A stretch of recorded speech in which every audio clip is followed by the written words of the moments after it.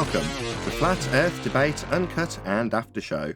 I'm your host Nathan Oakley, and if you are new to this channel, or you've not done so already, then be sure to subscribe, hit the bell notification icon and join button if you'd like to become a Nathan Oakley 1980 channel member and keep up to date with the Flat Earth Debate.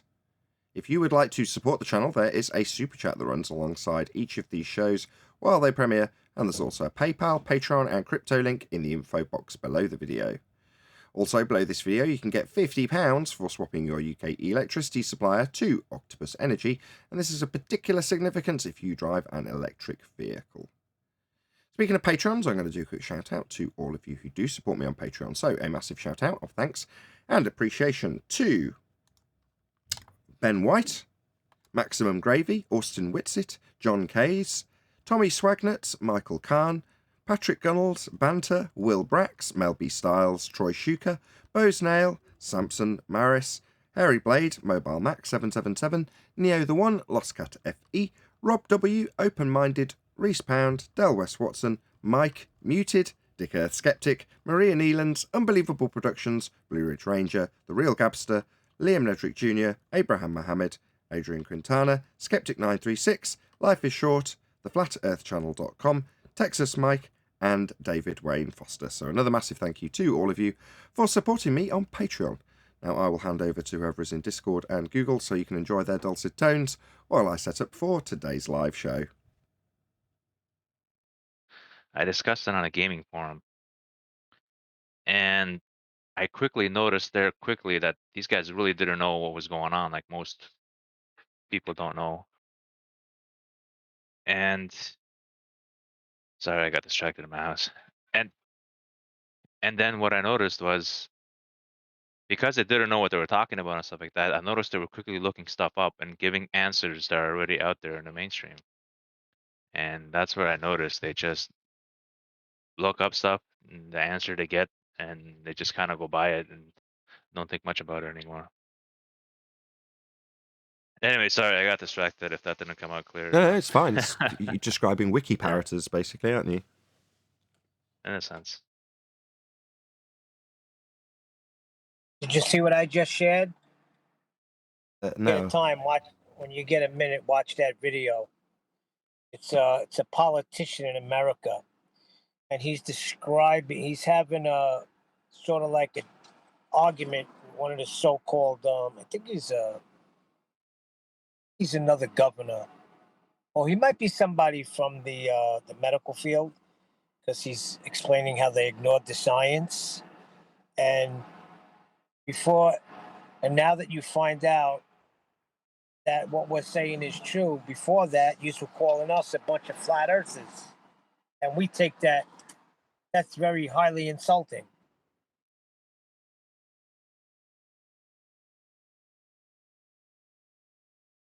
I found it funny. I found it funny that he said it's highly insulting to be called a flat earther. When I was in middle school, I was in a gifted program, and when the normal kids would go by special education, the gifted program was in there on that same hall. So they would go by and laugh at us and say mean things like we were stupid. It doesn't matter what the rest of the world thinks. You know, I was in a class of gifted kids, and they were just normal people walking by.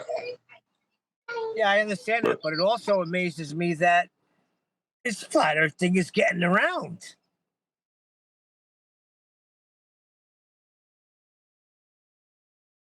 Yeah, once the cat's out of the bag of something that is, as I describe it, obvious and observable, well, you can't kind of unsee that. That's why I sort of hesitate to drag loved ones and random strangers into the subject, because it is metaphorically like you're pushing them down a hill. Pushing them down a hill that means that they have to contemplate the nature of their reality in a way that they didn't necessarily want to. Now, DeBay recently released a video, or today released a video, and he's saying pretty much the same stuff I used to say, which is that this will change the world. If people appreciate that the world is flat, they'll realise that there's a monumental lie, and therefore potentially open their eyes up to how many other deceptions there might be. And it also means that the people who've told those lies, that would be the space agencies and governments, suddenly have no credibility. And while I agree with all of it, again, I said this to Neil the other day, I'm not saying this to be demeaning to Eric Dubay. I feel like I've moved past that because, in my humble opinion, if there is a change of narrative, it will be to the benefit of whatever control structure is utilising it anyway. So therefore, if it becomes common knowledge, it won't be beneficial in the way that Eric Dubay's describing, with everybody having a mass awakening and opening their eyes to all the deception around them. It'll be because they've been told so.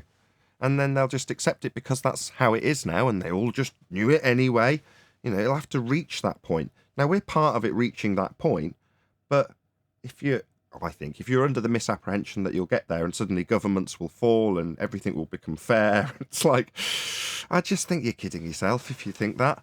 I don't cry. You thinking that? Fine, good for you. But by the same token, shouldn't you just let it affect you, how it affects you? And if it affects you in the same way it affects other people, then so be it. But if it doesn't affect them, either for the negative, which is they become anti-flat earther, or for the positive, that they become enlightened spirits, what difference does it make to you? It doesn't necessarily make any difference. It can work to your detriment. And spending a huge amount of your time and effort to convince somebody that they should open their eyes, 99 times out of 100, they aren't capable. They don't want to, and they're not going to. So again, what benefit does it serve for you to try and just give someone what will just become a piece of trivia? Oh, so the Earth's flat. Oh, wow, that's really interesting. It doesn't mean they're going to go, so if the people who told me that they were going to space told me that it was a sphere and that the sky was a vacuum and none of that's possible, that must mean there's loads of lies out there. Hardly anybody will do that. Most of them will do what Eric Dubay highlighted, which is to say, how does it affect me?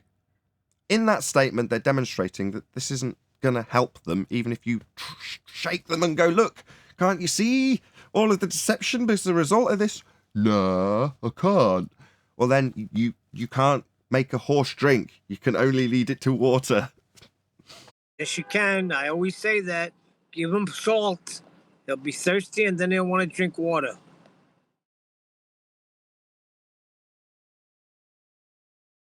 They are indeed. And you're comfortable making. Hold on. They're all. You're comfortable. That's what we give them, Neil. For the people. That's what I give them, though, isn't it? Salt. That's what they get from me. Yes. Salt. But I'm saying, you're comfortable making a decision for other people. You won't tell them because you don't want them to be affected by it. But then, in essence, you're making a decision for them to stay blind. No, I've got a show about this subject. I'm one of the privileged people to be in a position where I can say this stuff and get away with it completely because I've got a show about it. But because it's your choice to watch and then take a side, as most people do, then that's not me forcing it down anybody's throat. I'm not forcing anybody to watch and I'm not knocking on anybody's door. So I'm not out and about on the street telling people what's what when they don't necessarily want to hear it. If people come here, they either don't want to hear it and want to make damn sure I know that they don't want to hear it, in which case they love to hate me and therefore they're watching and participating the same way we're saying 10th Man participates with the mainstream media when he denies it. They're very much participating with us. Some even say that in the comments, words to the effect of, oh, why would anybody want to come here and participate with this? You have. You left a comment, you stupid idiot. But there we go. People are thick.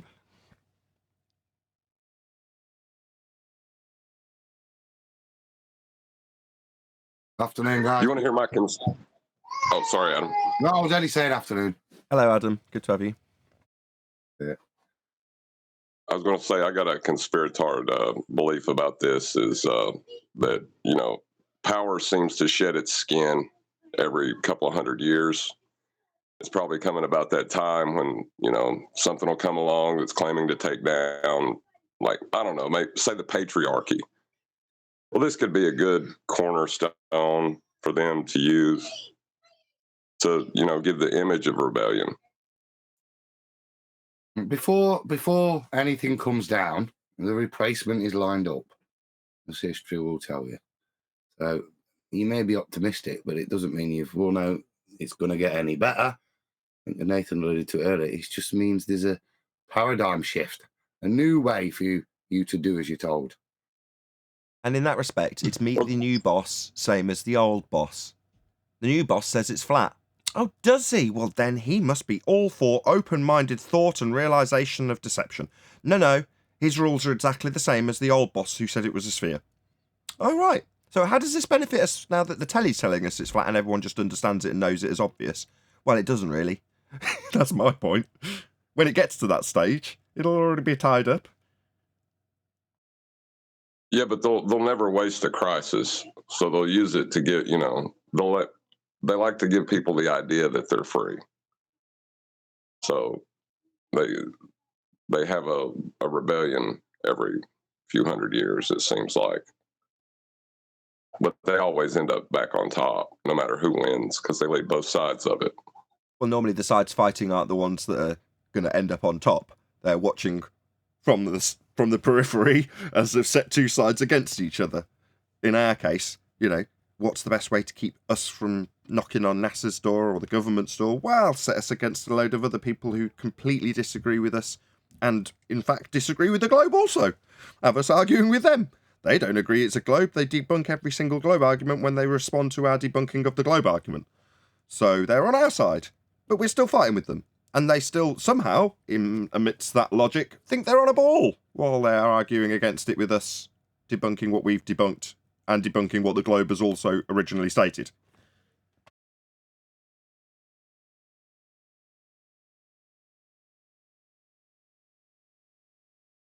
Yeah, divide and rule.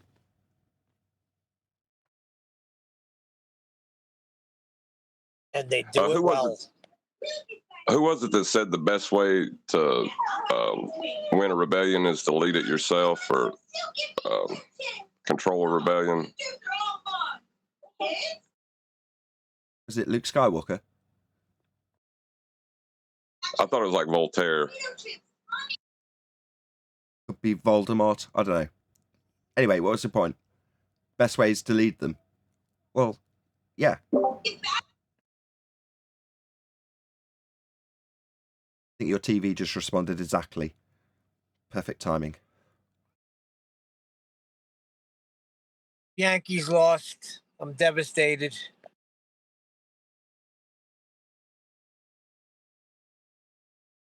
Oh, you won that war against the British. The Yankee baseball team of New York lost to the baseball team of Boston. I'll speak Old English. It's a funny thing about the American Revolution. Like, if you actually read the treaty itself, it doesn't read, after 1812, it does not read like we won anything. So, go figure. Didn't I always said we're just this sister country to England. No independence. The hell is that?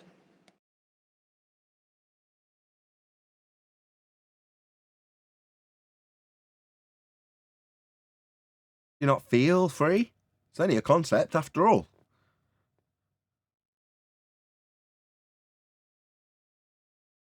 Well, considering the latest events, no, I don't feel free. If they're holding me down and forcing me to do something, You're not allowed to talk about that on YouTube anymore.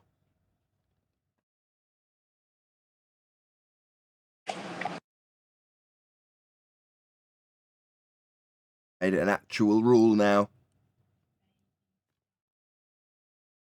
See, so there you go. That's scary. That's really scary. Let's not talk about how scary the rule making is either, because I don't know what the rule is on that. That said, the Bandrew Says podcast did a specific podcast on that rule change and made no bones about the words he used when he was doing it. So, but that's not this show, so let's not do it. Yeah, well, that's why this flat Earth debate is so relevant right now and essential, because there has to be a paradigm shift. There has to be an awakening, because this cannot go on like this. Go on like what? Oh, Neil, you genuinely believe that it only takes one man? You are that man. I am. Right. The misinterpretation when you say it only takes one man, yeah, you will affect your world significantly. unless you get tied up in unless the entire world thinks like I do, then this can't go on. Like, well, then you'll spend your life worrying about it not being able to go on like that as it goes on like that for the entirety of your life, and then you'll die. Gonna lead the people, Nathan. You'll see. I've met them. The smelly, grey and washed of Britain.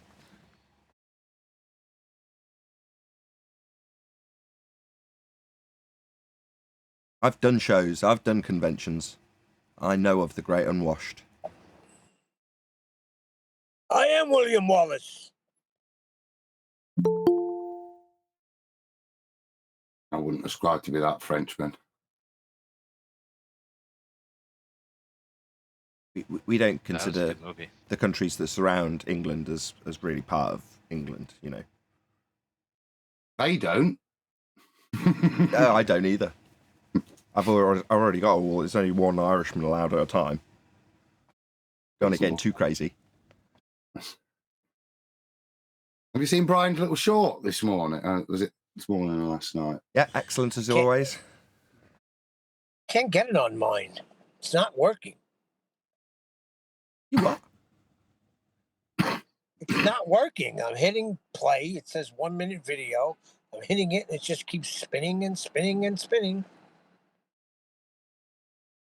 Oh, right. Where you are, maybe you've got crap signal. Either way, yeah, good video if you're listening, Brian. Talking about how if you weigh something in a vacuum, yeah, it's claimed to be heavier. Well, that kind of makes sense. There's nothing to displace at all.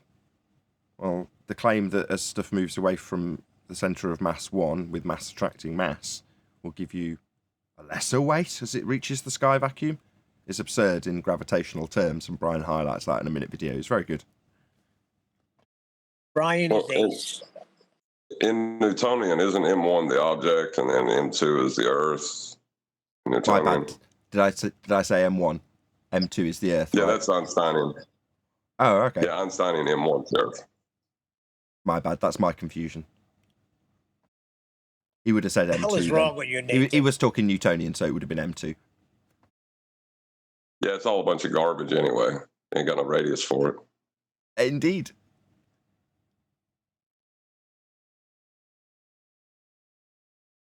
You don't need off for that. Good morning. Hey, 10th, good to have you. Happening 10th. Well, you know, when I believed in R and I thought I could measure it, I really thought I had some arguments.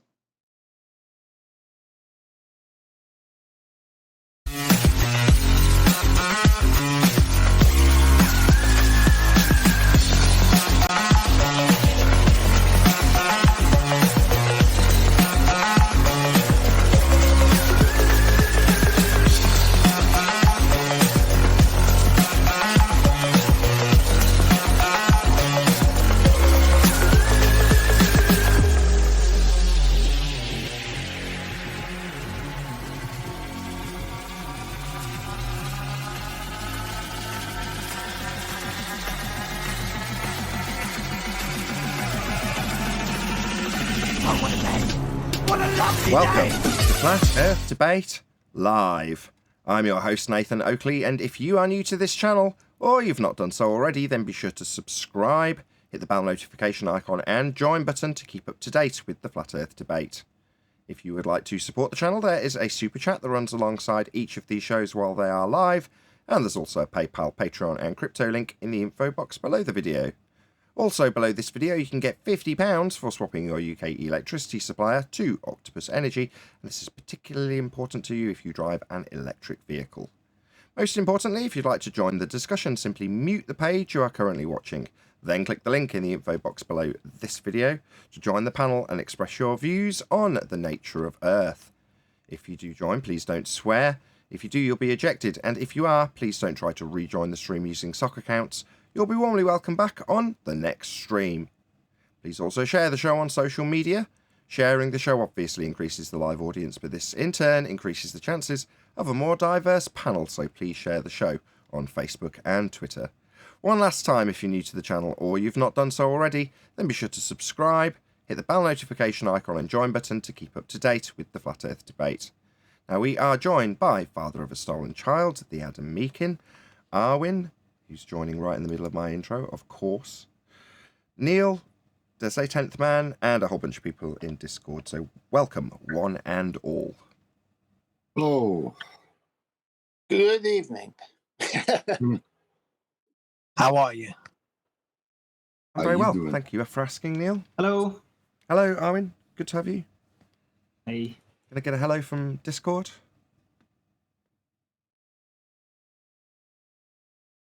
Should have done this in the pre-show, clearly. Nobody responding to me whatsoever in Discord. Well, thank you, guys. So pleased to have you all. Every one of them off mute. Nobody even wants to say hello. You miserable lot, all of you. Nope, that didn't work either.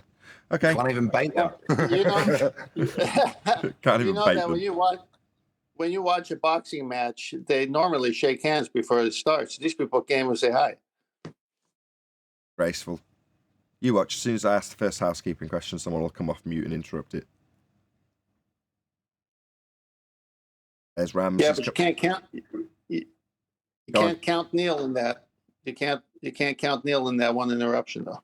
Oh, right. So if I start a housekeeping question and immediately get interrupted by Neil, it doesn't count as a Discord interruption. Yeah, I'll buy that for $1. Any evidence of a physical geometric sphere edge horizon, formerly known as the curve of the Earth? Back like 3 or 4 years ago, when people would ask, why can we see, I don't know, say y'all argued about a lighthouse. And the question would formulate as, how come we can see the lighthouse behind this much Earth curve in the context of, is the Earth flat? And, you know, it was, if you just sit and think about it, well, you're admitting to Earth curve. So you want to know why we can see the lighthouse from behind Earth curve, accepting that Earth curve is true. You know, and Yes, that's why I correct. didn't think that was a good argument. Well, yeah, that was a sort of 2017 revelation, if you will. So the curve calculator gets renamed the Begging the Question Proof of Nothing Perspective Hijacking Earth Curve Calculator. And the first part of that is the begging the question bit. So you're saying, when you're asked, why is there X amount of Earth curve blocking your view of this boat in the distance? Well, then you're automatically begging the question that there's an Earth curve for a horizon, aren't you? Hence, the Begging the Question Proof of Nothing Perspective Hijacking Earth Curve Calculator became its retitled name. Nobody claimed Right, the and- visible horizon was geometric. Other than the Earth Curve Calculator, Arwin. Does it? Or does it Yeah, just... yeah. It's surprisingly it in the would just- title. It just hands you back numbers when you insert them. What's the title I of that think it is aware of what calculation it's again? doing. What's its title, Arwin? Well, I don't think it has its title has any meaning to its personal understanding. Earth Curve Calculator. Definitely begging the question of Earth Curve, Arwin, I assure you. It's in the title. Well, does a dog understand what its own name implies? What? Oh my god. How What's did got we into get- you? How did we get to the dog? Just Arwin plucked any false analogy out of his head quickly and threw it out without missing a beat, I might add. No, it's just like the anthropomorphizing of the Earth curve calculator, like it is aware of what it is. It's just a Anthropomorphization calculation thing. is to make human, and you compared it to a dog, Arwin. Yeah, but that's because dogs don't actually understand words, right? They go by phonetics, but they My don't dog know what does. it means. My So- dog knows. does. If you call your dog Earth So curve does mine. calculator, does it understand what it means? My dog's name is not Earth Curve Calculator, so it wouldn't. My Yeah, you can't- dog's name is Ringo, and he listens. Yeah, you can't have more than because two he syllables. recognizes the sound. 2 syllables tops for a dog's name. 1, preferably. Ringo. Well, I have successfully distracted the argument away, so That's true. Successful job. That's all you've got to do if you're an anti-flat earther, really. Take the rails, take the train off the rails, and you've done a good job, right?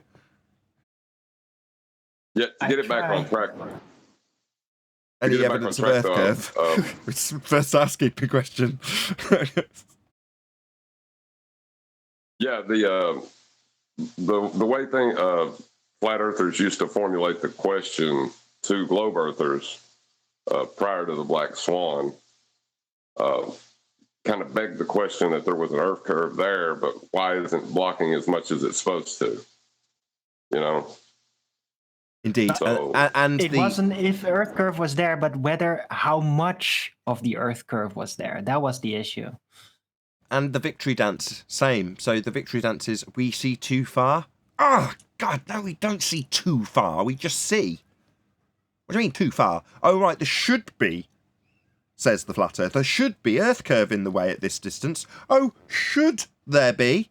No, there should not. I just see a clock. I just see the Chicago skyline. That's not me seeing too far. That's just me seeing the Chicago skyline. That's just me seeing a clock at Barrow-in-Furness. It's not me seeing too far.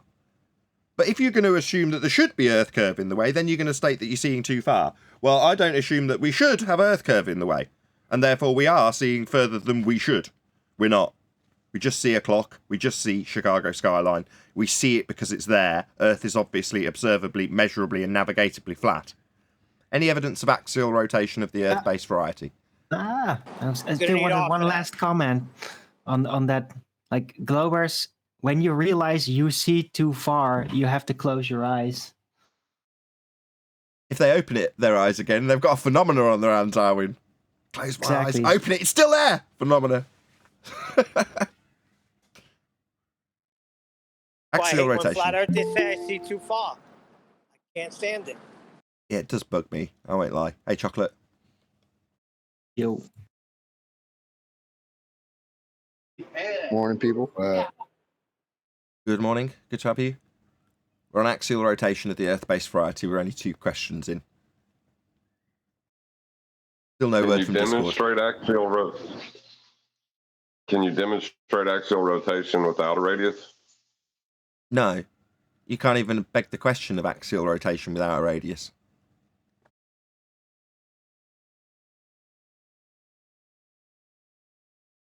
Well, they don't even want you to assume axial rotation when using the sextant. But hold on. Whoa. Hold on, Arwin. A two-dimensional straight line or a one-dimensional straight line could rotate around its axis without having a radius. Oh, wait. It's one-dimensional. Never mind. No, it wouldn't. It'll have to have a radius to have a rotation value. It's called a clock hand, and the clock hand is the radius. Yeah, but if you just remove both hands and the mechanism's still functioning, right, the pole down the centre of the clock is still rotating and still would require a radius value in order to give you a radian value, to give you a rotation rate. Even if it's just the pole, right? Just measure it in mils instead of in inches.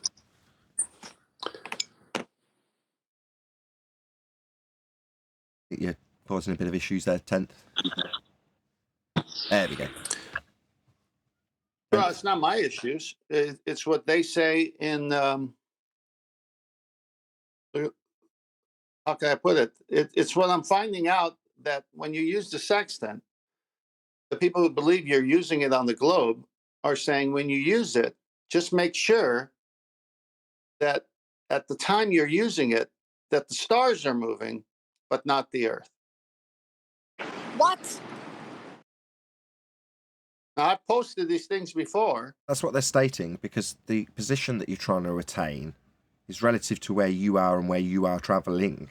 Therefore, it makes no sense to have that be the thing that's moving. Heaven forbid, when you're trying to locate a position. Well, no, it's much easier to have the stars moving over the positions of the land and lining up with the time of day that they're at that GP. So, I don't know, if you're watching later on tonight, if it's a clear light, look above your head at various points in the night, and directly above you, at some stage, you'll have a star. Give or take, depending on where you are. But that is the star's GP, i.e. when it's above your head, when that star is over your location. Well, you need it to be stated and calculated in that manner if you're trying to find that position from the sea. So if somebody's trying to triangulate with the star that's above my head at that particular time of day, then you can look it up on a map and say that's where that star is above, and then draw your radius around it when you're triangulating it. And then do the same thing twice more if you need to, or once more if you can figure it out from 2.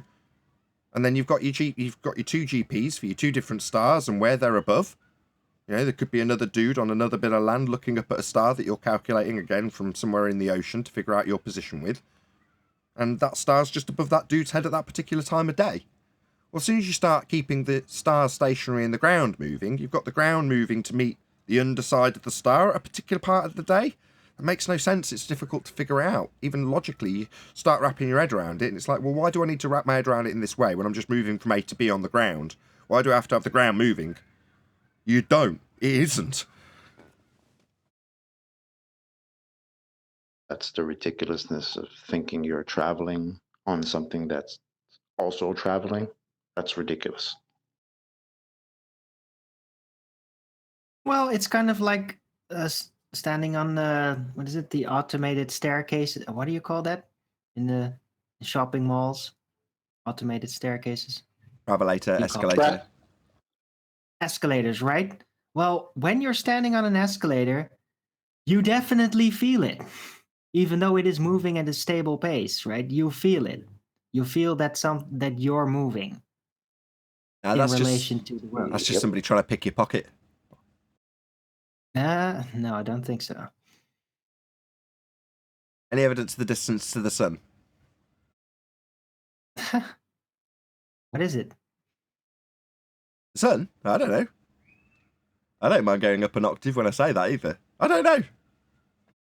What's the distance So it was to a burning rainbow? ball of gas. What, in a vacuum, Neil? Violating the natural law known as the second law of thermodynamics.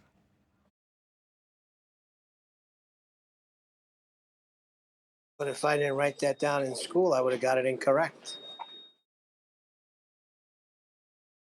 Yes. Wouldn't the explosive power of solar flares push Earth out of orbit, I wonder? That'd be solar flares in the heliocentric model emanating from a burning ball of gas in a sky vacuum, Arwin. Same answer. Right. It is kind of like a mini explosion gas that is venting off, reaching all the way to Earth. Well, wouldn't that have some kind of a pushing influence? I don't know in their version of this nonsense, Arwin. I'm sorry, I can't answer that. Maybe a heliocentrist can answer. These issues It's like are the sun throwing everywhere. kamehamehas. Right. But these types of issues with exactly this sort of thing are everywhere. I brought one up yesterday as well, if you remember. The gas venting off. Isn't that actually going to be like, well, pushing against stuff, against the moon? Because gases escaping push things. So anywhere it is suggested within the heliocentric conceptions that there supposedly is gas possible to isolate versus the vacuum, well, when they talk about when it vents off or does this or that, goes out there, it's going to have an influence. It's going to push in some way. That's going to change orbits. Orbits are not stable. So Chocolate said something. I don't know what he said. I don't know the words he used, but I'm guessing he described the sun having an effect a bit like a Hadouken, like Ryu, just firing out a fireball. Is that what you just described, Chocolate? Exactly. Except a lot bigger. A kamehameha is like a Hadouken, but on a much larger scale. It's more like a spirit bomb. Can you block a Hadouken in Super Street Fighter, or is it just the power moves that are like kicks and punches? Yeah, you can block it. The Earth just blocks it. Yeah, exactly. Magnetic shield. You got it. Now we're talking bullshit heliocentrism. Got a magic shield, Darwin. Perfect. That's more like it. You just have to hold it off and you block it, don't you? But it's going to rearrange the material that supposedly moves towards it. It's still a supposed object in Euclidean space and outer space with an orbit, so it's still going to be pushed slightly. Stop worrying about the object, and let's concern ourselves more with the force field you've just made up. Let's give it a name. The ionosphere, or what is No, it? no, Magnetosphere. new one. The Hadouken force field stops the solar flares from the sun, moving us out of our orbital path when we assume They it. already have that. The They already have blockosphere? that. Hold on. No, they already got that. What is it? They already the radiation belts. What do they call them? Van Allen belts. Yeah, the Van Allen belts. Yeah, they already got that. It doesn't block anything. Van Halen died. You can go No, straight through it. Well, they say it blocks the radiation from the sun. It's what they say. No. There you go. That's all you needed. You No, need the power up. That's not what they said. You need to ascertain where you can find this Van Allen belt, and that'll protect you from the Hadoukens. It's just that simple, Arwin. No, but that's incorrect. That's not what the Van Allen radiation belt was about. Look, just because you haven't met Alan yet doesn't mean that it's not the way of the heliocentric rhetoric. You do need that power up to progress, Arwin. It's just the way it is. No, but the radiation, I think, was coming from just the place being radiated by the sun's radiation, when further down, the magnetosphere is the thing that actually stops it all from entering the atmosphere. Nah, you're thinking of Street Fighter 1. That's definitely not the case now.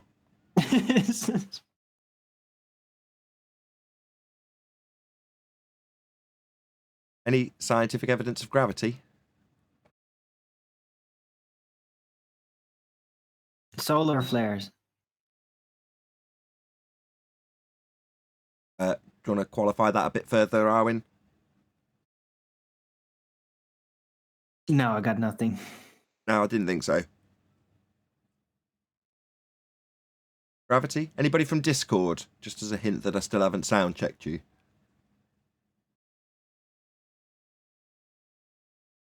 No, Nathan. Oh, thanks so much. It's so useful to be able to sound check Discord middle of a live show. Hey, Nathan, what's up? Sky. It's all relative, though. Okay, gas doesn't go down, go boom, boom, unless it is contained and the container and it is more dense than the surrounding medium. Any evidence you can have gas pressure in the first instance without necessary antecedent of a container to press upon? No, that's impossible. It's contained. What if you claim the outer boundaries of the universe as the container, and then the inertial vector of Earth creating the microstates?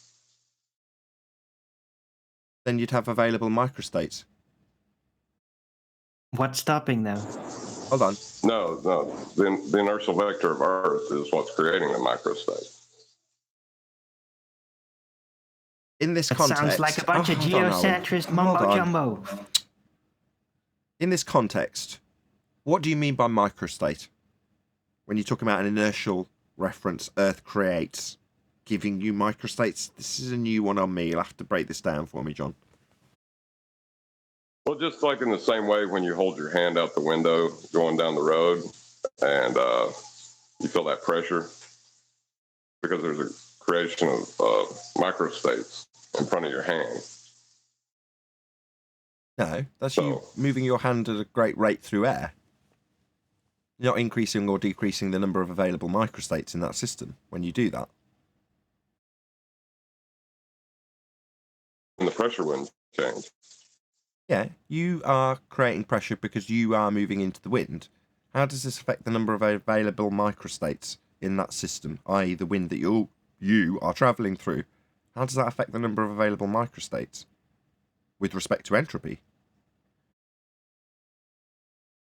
They'd be higher on the front of your hand than on the back. A higher pressure, not a higher number of microstates. Unless you're suggesting Isn't that the same thing? Well, no, because if you're describing the number of available microstates in relation to an entropic effect that your hand is experiencing, which one are you describing? The system of the gas pressure the question's about, or your hand? Which one are you describing?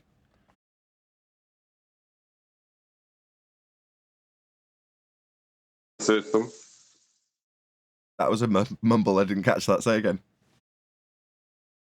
The system. But the system isn't your hand, is it?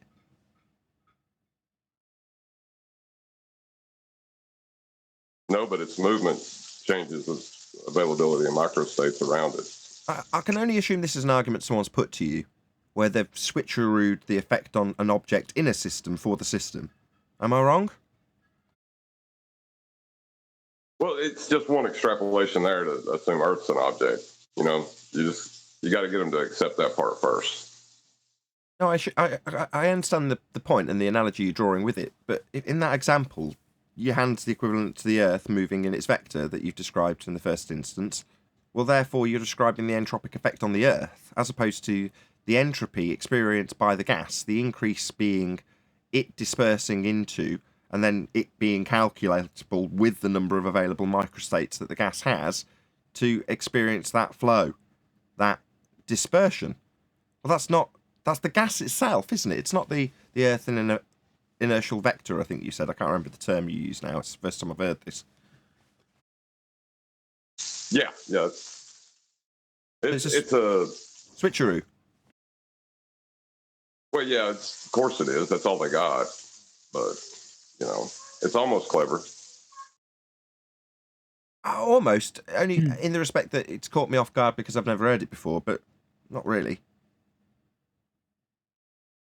I can keep arguing it because at the moment that you accept that my hand can change the microstates in that area, then why can't Earth?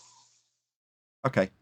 Any evidence you can have hands without a container? Oh, my bad, it wasn't the question. We're not talking about the Earth. We're talking about the gas pressure that the Earth has. Well, that's not the Earth, that's the gas. Well, I think the argument would be that the space is not available for those microstates because it doesn't have a vector. But the available number of microstates is calculable based on the V, isn't it? Well, then you got to get into Einsteinian space. No, we don't. You know, no, we don't. That's got no, we don't. That's got nothing to do with entropic effects.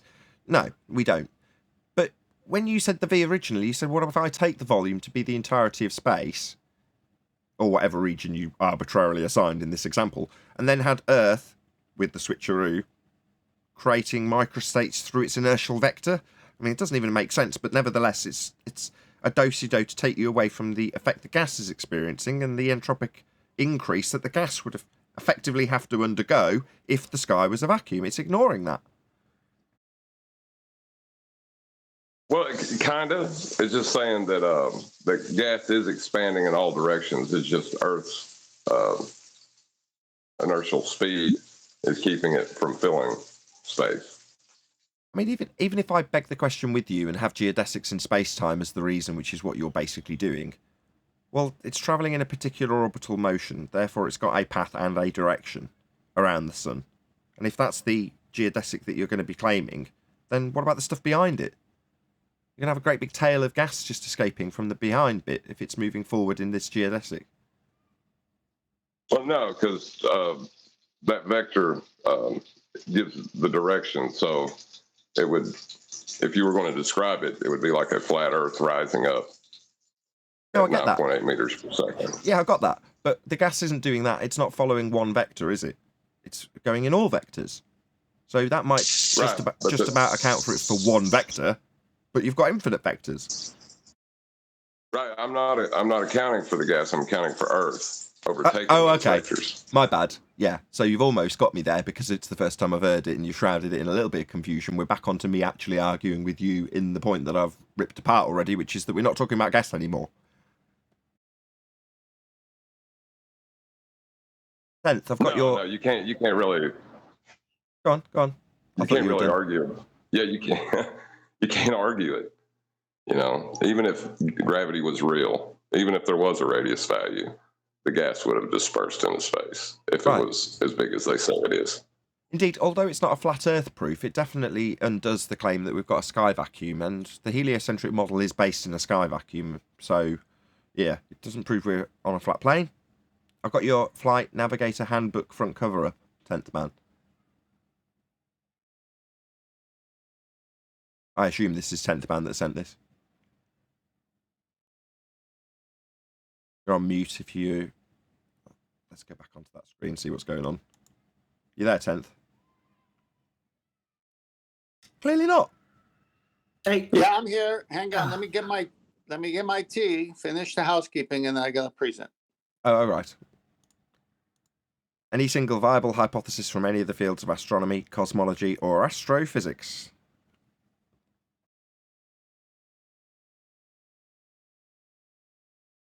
Hell solar no. flares pushing the Earth out of orbit. Kamehameha. Hadouken. Right, shout out to Godzilla37 who says, "The hand in front of your face, question mark. Not really there? Full stop. The 90 a sextant forms at the GP question.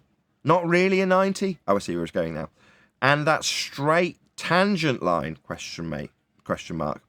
Well, it's curved if your globe couldn't lie. Could they even speak?"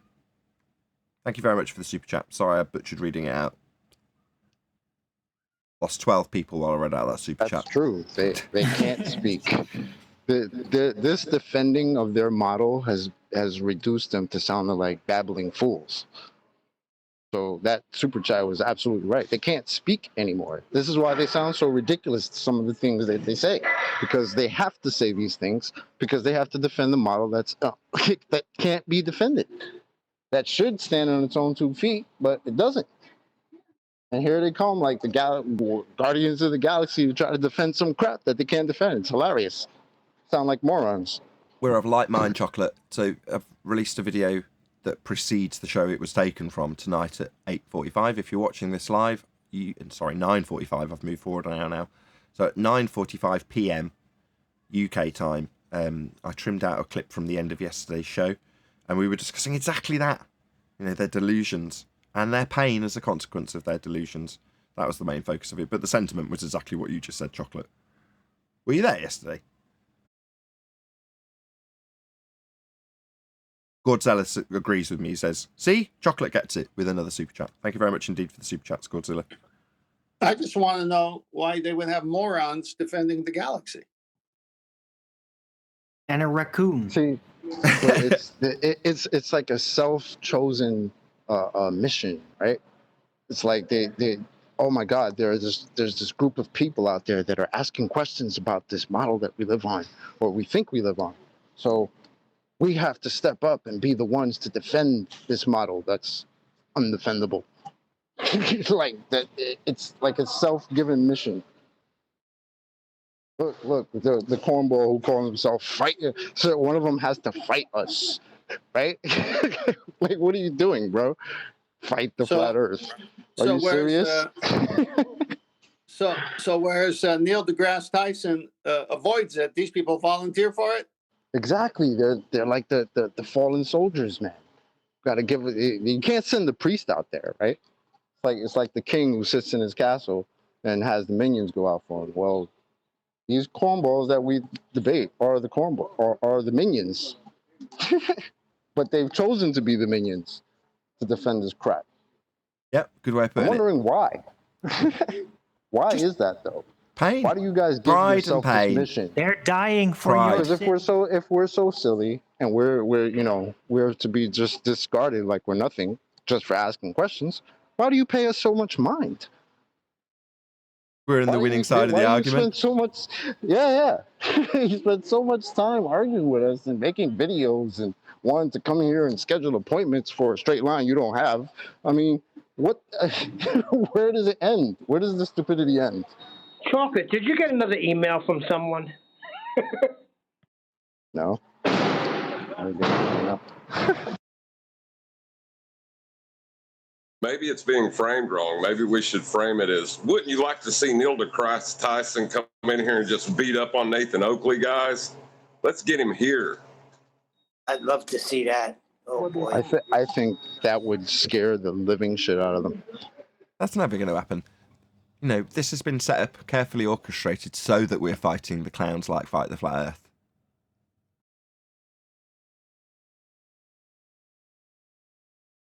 Right, who's got the ball? Yeah. Who's presenting? I am. No, I'm first.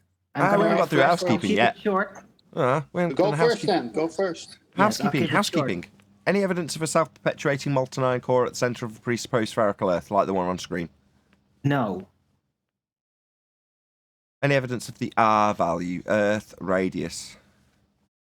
Nope. And even when I look at the edge of this ball, it just doesn't look natural. It doesn't look. It almost seems like it's not a ball. Like even when they model it out, it doesn't look like a ball at the edges. It doesn't look like a sphere at all. It looks like it is flat and they folded it into a sphere. That's what it seems like I'm looking at. That's what they did do. Is that Right. your bit done? Because 10th's waiting in the wings. No. I had another report to make because I suddenly discovered this morning that, remember the issue with Google Maps and Google Earth earlier? Like 2 years ago, I brought it up. Like, hey, look, the scale bar. Remember that? Yes. Well, guess what? Guess what they corrected? Or just made it completely incorrect. There's no more scale change. It's the same thing. No more scale change. See? It's completely gone. Completely. So, just for the audience's yeah, benefit, Arwen, I'm they just going to wave my changed the mouse. matrix. Hold on. I'm just going to wave my mouse over the scale bar that you're talking about so people know what you're talking about. This in the right corner, right bottom corner. Yeah. It's not changing anymore. Very interesting. I would suggest that as there's nothing changing physically on, unless I can't quite tell, you're going too fast. It doesn't change. No, but Does it change or zoom in or zoom out to keep the scale the same as you're moving around now? Because it doesn't look like it. No, it does change when you zoom in like this. That's see? not what I mean. I mean, does it do that and change the scale so that the bar can remain at the same scale as you scroll around without zooming? I don't know. Like I'm just moving it from left to right, from top to bottom, and the scale bar does not change. Yeah, I don't know. I got that. Bloody hellfire. Sorry. Yes, I got that, Arwen. I'm trying to say that when you showed us last time, 2 years ago, yeah, as you danced around, the scale showed that it changes as you move around. Now, as it stands, it looks to me like everything remains the same. You're not zooming in or zooming out as you move around, but the scale bar stays the same. That can only mean one thing, that the scale is inaccurate as you scroll around now. Rather than it just changing and saying, oh, the scale's at this now and now it's at that as you move around. It's just going to say, yeah, it's at the same scale, but it's wrong. That would be my conclusion as well. So they broke it. They changed the matrix. They broke it. Now, apparently other people started to pay attention to it or getting annoyed by it, like, that doesn't make any sense. And so they removed it. They just turned it off, I think. Easy it's no solution. Longer... Easy solution for them, right? Yeah. Censorship. Ultimate solution. Shout out to, and then we'll go to 10th man. Promise we haven't forgotten your 10th. Praise Yah. He says, FE is the gateway to the creator. Hella Yah. Thank you very much for the super chat. Anyway, thanks for letting me present that. 10th man, it's all yours. Thanks, Arwen. Can you go to the first of those slides? It should say Flight Navigator Handbook in Master B. Yeah, it's on. All right. So we've got some echo. Who's echoing? Everyone else mute, please. So this is from the U.S. Department of Transportation, Federal Aviation Administration, talking about celestial navigation from an airplane. So similar to a boat on the ocean, but from the sky. Go to the next slide, please. You'll see the next page. It says U.S. Department of Transportation, Federal Aviation Administration, Flight Navigator Handbook 2011. The next slide, very colorful, Chapter 8. You can download this from the internet, anybody, by the way, so you can have at it like I did. We're going to come back to this slide and read that in a minute, Nathan, but go to the next slide. And We're going to read all of this as well. And I've got it blown up in the slides in front, so we won't have to look at the small print. But go back one slide where it says Chapter 8, Celestial Concepts. It says celestial navigation is a universal aid to dead reckoning, DR, because it's available worldwide and is independent of electronic. You need to go back to the main chapter page. Yeah, it's because I'm so distracted by you feeding back. I think it's you. You've got your headphones on too loud or something like that. All right, I'll step away. Sorry. Is this better? Or turn your speakers down. Yeah, I'm on the last one. Celestial Concepts. All right, I'm on my phone. That's why. Perfect. Let me just make this bigger for me so I can read it a lot easier. All right, celestial navigation. Is this better? Seems good now. All right, celestial navigation is a universal aid to dead reckoning, DR, because it is available worldwide and is independent of electronic equipment. It is a very reliable method of fixing the position of the aircraft. It cannot be jammed and emanates no signals. Each celestial observation yields one line of position, LOP. In the daytime, when the sun may be the only visible celestial body, a single LOP may be all you can get. At night, when numerous bodies are available, LOPs obtained observing two or more bodies may be crossed to determine a fix. It is impossible to predict in so many miles the accuracy of a celestial fix. Celestial accuracy depends on the navigator's skill, the type and condition of the equipment, and the weather. With the increase in aircraft speed and range, celestial navigation is very demanding. Fixes must be plotted and used as quickly as possible. You do not have to be an astronomer or mathematician to establish a celestial line of position. Your ability to use a sextant is a matter of practice, and specially designed celestial tables have been reduced the computations to simple arithmetic. All right, so now if you go to the next slide, you see all that writing. Keep moving forward. We're going to start with the first paragraph. Although you do not need to understand astronomy in detail to establish an accurate celestial position, celestial work and celestial lines of positions mean more if you understand the basics of celestial astronomy. Celestial astronomy includes the navigational bodies in the universe and their relative motions. Although there are an infinite number of heavenly bodies, celestial navigation utilizes only 63 of them, 57 stars, the moon, the sun, Venus, Jupiter, Mars, and Saturn. Now this one in bold print says assumptions. Now what are they going to have to assume? Here we go. We make certain assumptions to simplify celestial navigation. These assumptions help you obtain accurate lines of positions without a detailed knowledge of the celestial astronomy. However, celestial positioning is more than extracting numbers from various books. A working knowledge of celestial concepts helps you cross-check your computations. What's the first thing they assume? The Earth is a perfect sphere. That puts every point on the Earth's surface equidistant from the center, forming a terrestrial sphere. Next, assume the terrestrial sphere is the center of an infinite universe. Finally, assume all other bodies except the moon are an infinite distance from the terrestrial sphere. Imagine them on the inside surface of an enormous concentric sphere, the celestial sphere. If the stars, planets, and sun are infinitely distant from the Earth's center, then Earth's surface or aircraft's altitude is approximately the center of the universe. Ptolemy proposed the celestial concept of the universe in AD 127.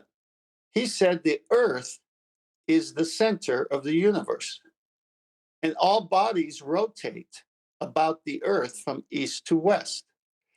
In the relatively short periods of time involved with celestial positioning, you can assume that all bodies on the celestial sphere rotate at the same rate. In actuality, over months or years, the planets move among the stars at varying rates. Establishing an artificial celestial sphere with an infinite radius simplifies computations.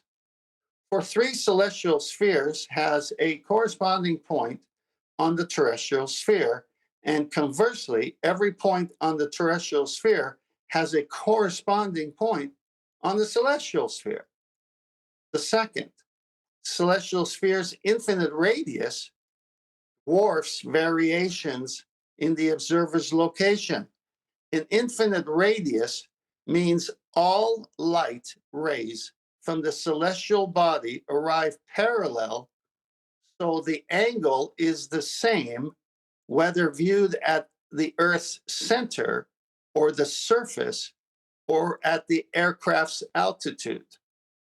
Third assumption, the relationships are valid for all bodies on the celestial sphere. Because the moon is relatively close to the Earth, it must be treated differently. With certain corrections, the moon still provides an accurate line of position. This is addressed in Chapter 10, Celestial Precomputation. Next slide. Because the celestial sphere because the celestial sphere and terrestrial sphere are concentric, each sphere contains an equator, 2 poles, meridians, and parallels of latitudes or declination. The observer on the Earth has a corresponding point directly overhead on the celestial sphere called the zenith. A celestial body has a corresponding point on the terrestrial sphere directly below. It is called the subpoint or geographic position. At the subpoint, the light rays from the body are perpendicular to Earth's surface. Next slide. As we end with this, consistent with celestial assumptions, the Earth and the celestial meridians do not rotate. All bodies on the celestial sphere rotate 15 degrees per hour past the celestial meridians. The moon moves at approximately 14.5 degrees per hour. Next slide. So this drawing we've seen before.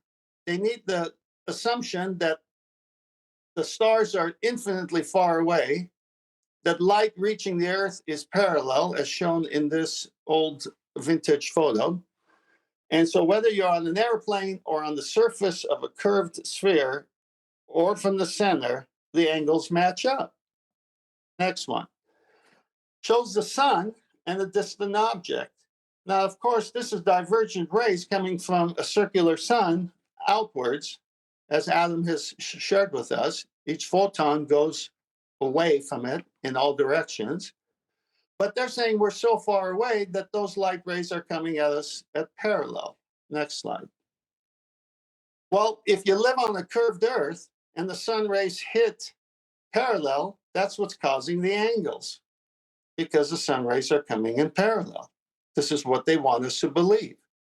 And it's the surface of the curve that's causing the angular difference. Next slide. However, that plane that we live on, when noon, the sun is at the zenith, directly overhead, you have the right angle, much needed for celestial navigation. Then if it's early morning, far right of the picture, the sun is rising in the horizon at a 0 angle. At mid-morning, the sun is getting higher at an acute angle. Afternoon, the sun is setting lower at an obtuse angle. Evening, the sun is ready to set at a very obtuse angle, almost a straight angle, 180. This is how sextant works, and this is how the sun works. And we live on the flat plane because the sextant can't work on a curved surface, and this is how we get our angles. Next slide showing the depiction, an illustration of lining up the horizon and bringing the star or sun to the horizon, measuring the angle, creating the right angle. The first circle of equal altitude. Next slide. We're going to show you S1, star 1, with one circle of equal altitude. It's directly over someplace on Earth, as shown in the box indicating 90 degrees. The O is the observer with the sextant. He's somewhere on this circle. He just doesn't know where he's at. We just read an article saying you're going to need to do more than one in order to get a fix. But this is the first one you do, line of position. Next slide. So what does it look like? It looks like a flagpole and a circle drawn around it with equidistant measurements in that circle, meaning 50 degrees anywhere on that circle. You just don't know where you are in the ocean, but you're somewhere on that circle. So if we move to the next slide, you'll see doing three circle of equal altitudes by choosing three different luminaries. And those circles are various sizes. But in this picture, it's showing three of them crossing at one point, all having right angles, all by the sextant, because it's an angle measuring device. It's triangulation, whether they like it or not. And there you have a fix. Next slide, showing the sextant, a wonderful navigation tool. But here's the killer, the last two slides. These are my own pictures. How does the sunlight come in? You think the sextant kills the globe ball? The sextant and the black swan destroy the globe. But sunlight, divergent rays, destroy everything about their model. Everything. Last picture of divergent rays. This is reality. They're a million miles away from reality if they think this is parallel. Their whole model dies right here with divergent rays. 2021, year of the sextant. You're coming home to the black swan ballers. I'm done. Excellent. I got a Modus. Go, John. Go. I got a Modus. Yeah, I got a Modus potens based on Tent's presentation. And well, me and Brian talked about it a little bit. So I kind of combined our two Modus ponens into one. Is if the sextant uses a circle of equal altitude and triangulation to navigate thousands of miles, then it requires a baseline for that triangulation. The sextant does use a circle of equal altitude and triangulation to find places on Earth thousands of miles away. Therefore, the Earth, that baseline, must be flat. That's excellent. Kudos, both of you. More to 10th, but that was an excellent modus ponens. Is that right? If A, then B, A, therefore B.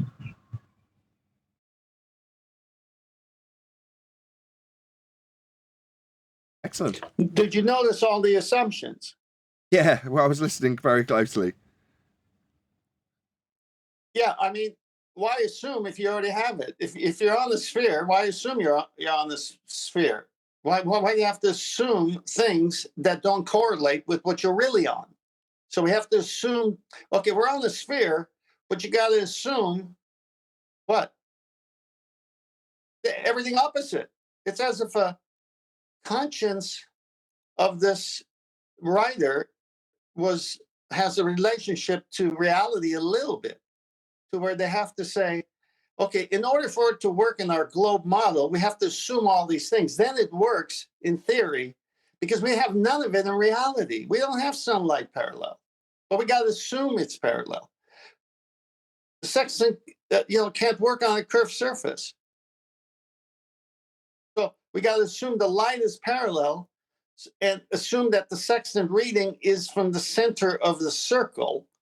So then that way it can be the same degrees at the surface or from an airplane if you hold the sextant. The problem is the observer is not at the center of any circle, let alone a sphere. And the tool can't work in imagination of assumptions. The tool only works against the horizon. Yes, indeed. The sextant only works on a flat plane. Precisely. Devastating. It's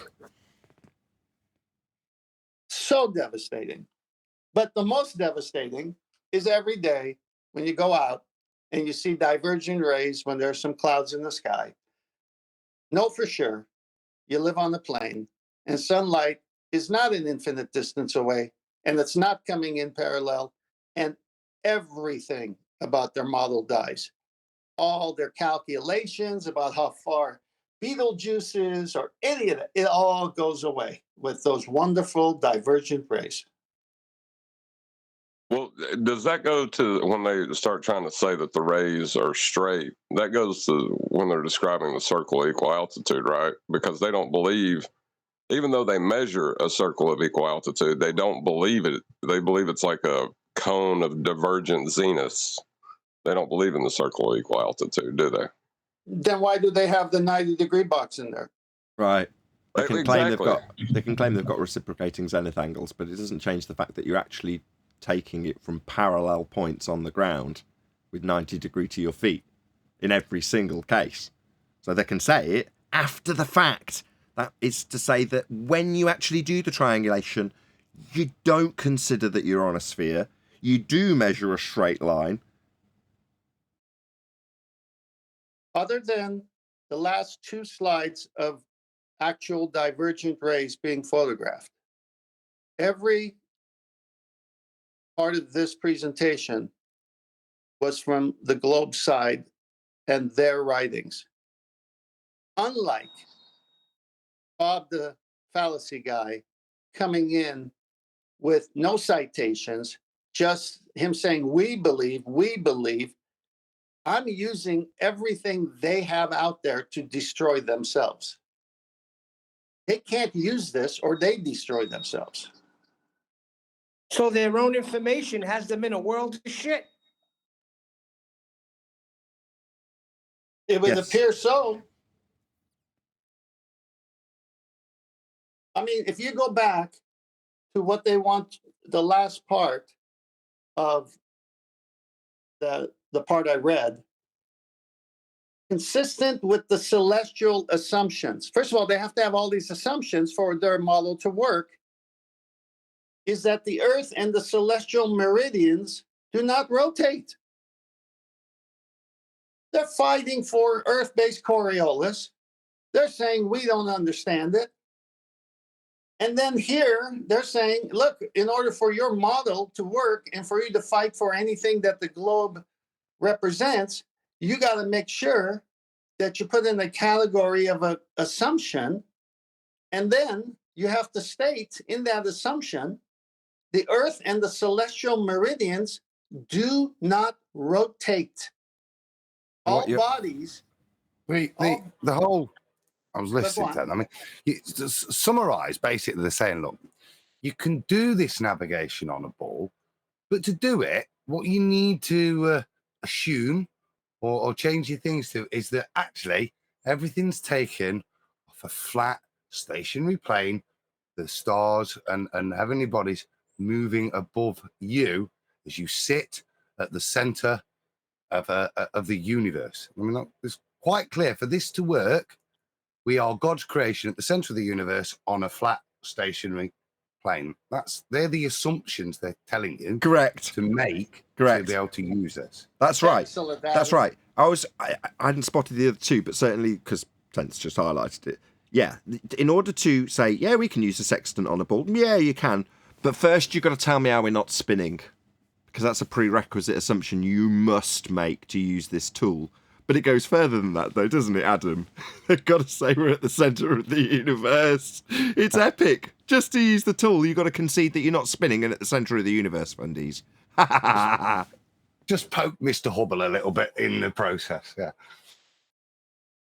That's hilarious. What's the other industry that has to assume that the Earth is flat and stationary in order to put vehicles in use for practical use? Oh, aviation. Oh, yeah, airplanes. Oh. That's a little weird. So again, we have to assume something is what it's not in order for it to work the way it needs to. That's Yeah, ridiculous. Exactly. So just bear in mind, ladies and gentlemen, that you're being told you're on a sphere, but were you to, I don't know, take up flying, you'd have to understand and appreciate that you're flying across a level surface in order to do that task. Or if you're navigating the seas with a sextant, you must first assume that you're at the centre of the universe and not spinning. And in order to take the measurements, obviously being a tool that measures angles, you're going to be using straight lines and a flat baseline, proving Earth's flat when you do it. As long as you make all those assumptions, you're all good with the sextant on a globe. Well, the interesting thing I think about the sextant is, like, Earth is as flat as far as we can measure with the theodolite, but the sextant goes beyond the horizon. It goes on for thousands of miles. All that has to be flat. So it doesn't stop at the horizon and say, oh, that's, the point of where we can know and measure. It goes beyond that. Yeah, precisely. That's the point. There's thousands and thousands of miles that's flat. Yeah, what's being described is when you take the first measurement, so you're looking at the horizon mirror on your sextant, horizon mirror, and when you're doing so, you're drawing a straight line for your first angle, the baseline. Now, there's also a dip correction. If you're on the deck of a ship, you've got to adjust that to get it to the ground itself, because that is the baseline, the ground that's going to run on the measurement to the horizon. But it doesn't, as John's pointing out. It runs beyond the horizon to the GP of the star, which could be thousands of miles away. So you're establishing your straight, flat line with the horizon, the horizontal. Very useful, that horizontal line, for establishing a flat baseline beyond that point to the GP of whatever star you're measuring. So thousands of miles away, flat line between you and that star where it sits, or where it's above the ground, not where it sits, where it flies above the ground. But yeah, between you and the baseline, the GP of that star is flat. You've acquired it from the horizon and then assumed that it carries on flat right out to the GP of the star.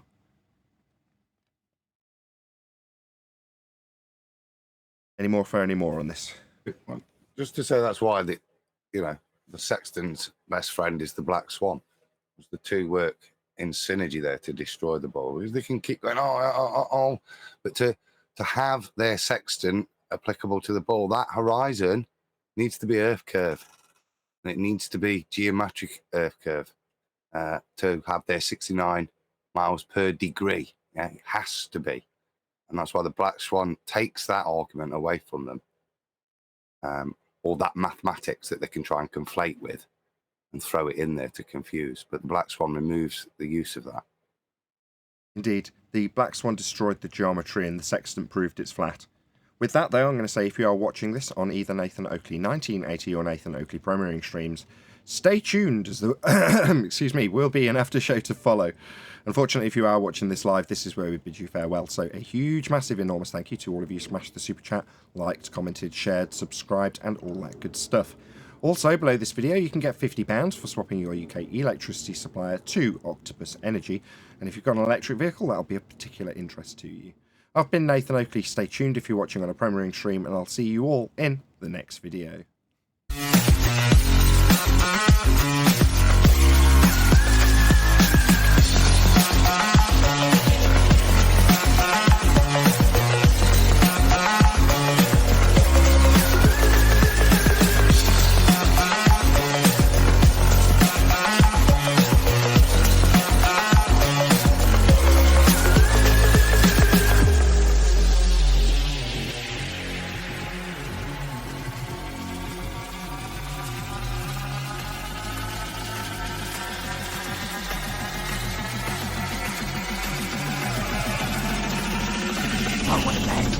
What a lovely day!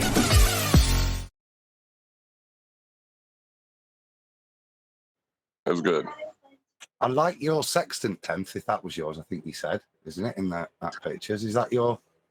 No, I got my eye on something else. I've been watching eBay, but it hasn't dropped in price. No, I thought you said that was yours that you took the picture of. Well, no, it's just a beautiful picture of one. Yeah, it's a stunning sextant. Yeah, it's terrible when you use their own hammer to hit them on the head. And they still don't get it.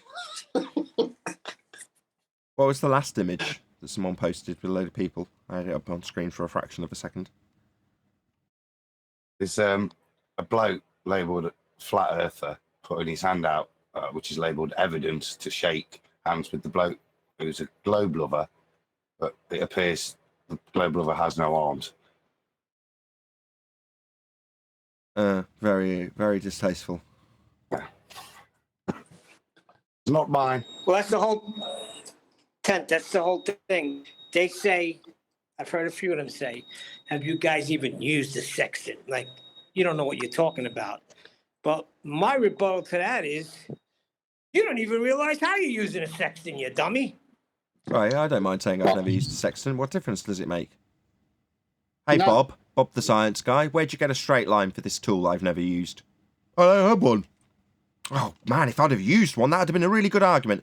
No, it was absolutely devastating regardless of me never having touched a sextant ever. Where'd you get a straight line for this tool that measures straight line on a globe? You don't have one. Yeah, we know. It debunks the globe and proves it's flat. Do I need to have touched one to say that? Nope. Isn't that the reason for citation anyway? So that you don't have to do that particular thing to claim it as knowledge? Indeed. Globers get desperate real quick. You know, I've never touched a Cavendish experiment either. But when I'm unzipping my trousers, yeah, I don't have to have touched it. To point out that if mass, then mass attracts mass is not a viable hypothesis, and you don't have an observed phenomena when you take gas behaviour into consideration. Does it mean I need to have touched it to say it's 106 years out of date and replaced by something that's got an extra dimension from Einstein? No, I don't need to have ever touched a Cavendish to absolutely annihilate it. I don't need to have touched a sextant to know that it measures angles and you don't have them on a globe.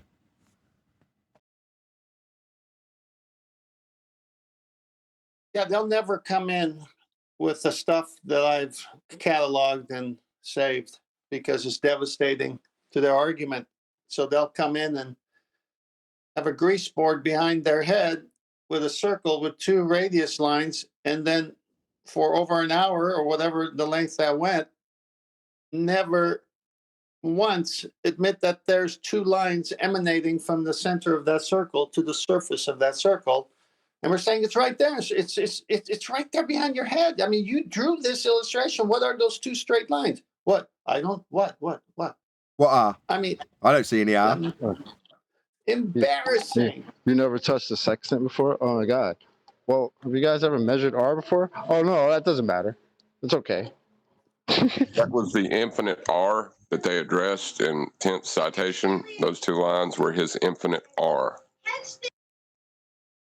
Oh, what, at the edge of the universe that you decided to claim you've got a bending geodesic in space-time to give you an entropy relief? If you notice, Yeah. in the article, John, if you notice, it had a title in bold print: Assumptions. The assumption with the celestial sphere was it for it to work was that it was just that it was a celestial sphere above the observer where all the things were, as they describe it, an infinite radius away, but they've all got the same infinite radius. So again, the assumption in the model is that it's not a heliocentric layout of stars at different distances, different light years away from the observer. It's exactly as described, a celestial sphere over the observer. Well, yeah, that's what I was. Equidistant. When Bob was denying it.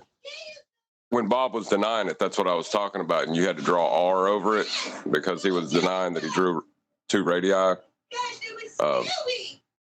That's what he drew, was those two rays coming out from the center was, an infinitely large radius, but he was still assuming a radius.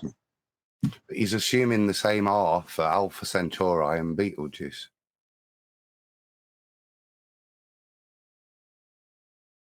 Everything's equidistant from the observer onto the surface of a celestial sphere. Let's not forget that the whole subject was about LOP, line of position. The whole point of this chapter was about if you're in an airplane and you're going to use the sextant, by the way, angle measuring device, it's to ascertain a line of position. And in order for that line of position to be accurate, you have to pretend you're on a flat plane and we're not rotating, but the stars are. Sure, but I think what John's trying to highlight is that the mentality that would lead Bob the science guy to have a perceived win in his mind enough to come into the show. So if you can describe it as an infinitely extending radius out to the ever-expanding universe and having an equidistant setup in assumption that you've detailed today, 10th, well then you don't have to label the radius to the centre of Earth to the outside edge of Earth. Now, in technical terms, that's true and worked for about 3 seconds until he started drawing chords through the sphere to get the LOP. So as soon as he does that, he says, well, that radius, that would now be a radius of an area of equal altitude, doesn't have a radius. It's got a chord, Well, let me read. and the semi-chord is representative of the curve, or arc, as Brian described it correctly, over the top of it. But then you've got an error, and he's just happy to accept the error. Now, Anthony Wright contacted me today, and he said, well, you do realise that while you were talking, he conceded that he's just going to have an error. And I'm like, yeah, I was well aware of that. It just wasn't clean enough to cut out and trim and throw back in his face. But Anthony is like, well, that error is the difference between the flat plane that you're actually measuring with the angles and the globe Earth that's incorrect when you make the adjustments. It's like, well, yes, he hasn't got a straight line in the first instance to make the measurement. That's why he's saying he's got an error. Well, when he said that to me, I was like, the tool's not sentient. It doesn't concern itself with your presupposition of a sphere Earth that's going to give you an error. It just measures angles. That's what it does. So it makes no odds that he thinks, oh, well, it's all right, I haven't got an angle, but that's going to make it be an error, and I'll just carry on measuring my non-angle. It's like, well, the tool doesn't think, oh, I'm not actually measuring an angle today. It just does the same thing it did yesterday when you hold it up to the horizon and then get your angle to the star or the sun. That's what it does. So saying I've got an error doesn't change the fact that he hasn't got a straight line in the first instance to use this tool.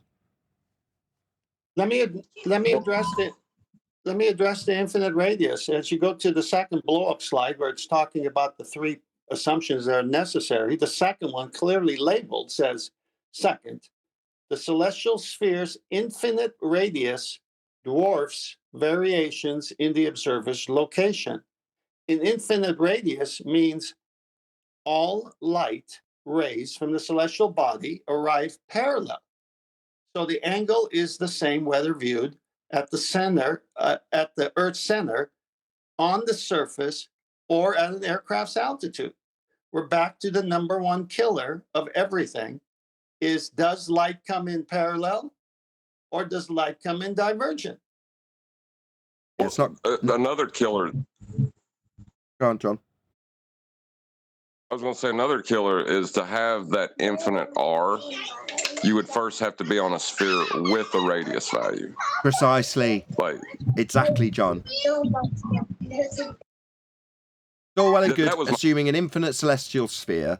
The only reason to assume it is because you're walking over a spherical surface. Now, Bob got led to that point, all credit to Adam, by having him describe the tangent, which he didn't do. He described his assumption when he begs the question, 1 degree for every 69 statute miles. That's when he needs R. Okay, so that's their bait and switch. As soon if you accept that, and you can, if you're gonna transpose the flat measurements onto a ball, that's where you switch it, and that's where you turn it in to the ball. But to do that, to derive that 69 per degree, the way you derive that is with R.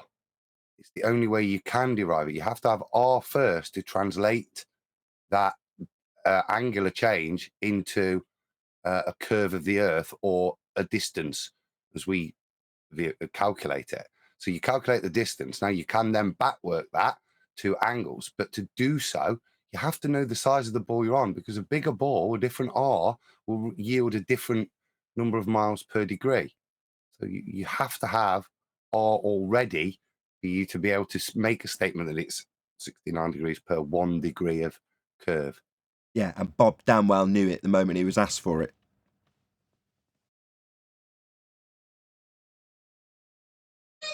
Yeah, so like that infinite celestial sphere crap, you know, we don't measure that. We model it, and it's obviously based on an assumption that's false. Well, in their own writing, it's imaginary. And then you have to assume it. And as Adam said, they work it backwards to how it actually works on the plane with a sextant. Then they model it for their ball. But like you said, you got to have a ball first. Yeah, but here, not only have we got to have a ball first, I mean, I'd love to have him over a barrel with this too while he was here. But to make that assumption, you don't realise that they're saying there's no difference because of the infinitely extending R value that they're ascribed to the celestial sphere. At that moment, they're placing their description at the centre of the universe and saying that it makes no difference that you're on the outside edge of the sphere with the R value you haven't labelled, because it's the same as being at the centre of the universe. So it would be nice to have said, okay, so in order for you to make this explanation, we are now all clear that we are at the centre of the universe for this description to go forward. yeah, but that's not their official line, is it? Not the heliocentric line, but that's what they're doing when they use a sextant. If they're going to well, transpose their formally flat measurements with straight lines and angles onto a sphere after the fact.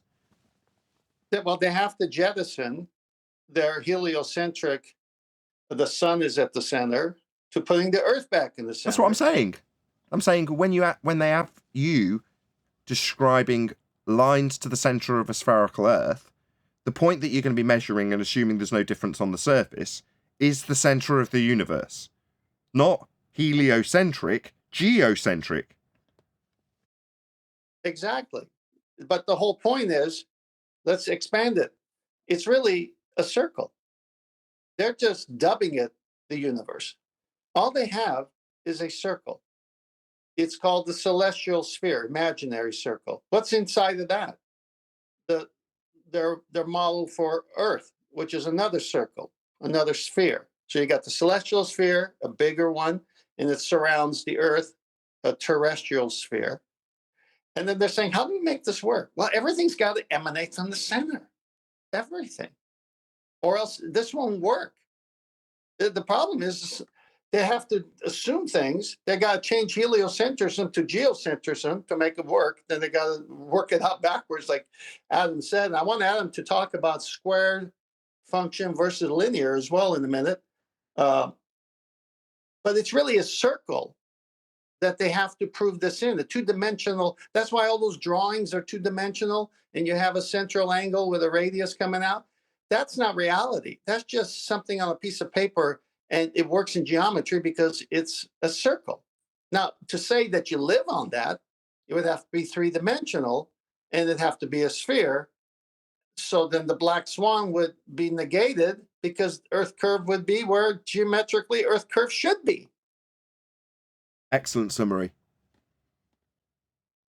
Adam, can you go on, because you're better at this than I am, but the square function versus linear when you're moving away from the North Pole? Yeah. So if you think about drawing the graph of 69 miles per degree, you basically get triangles, all straight lines. If you plot those, it's a straight line function.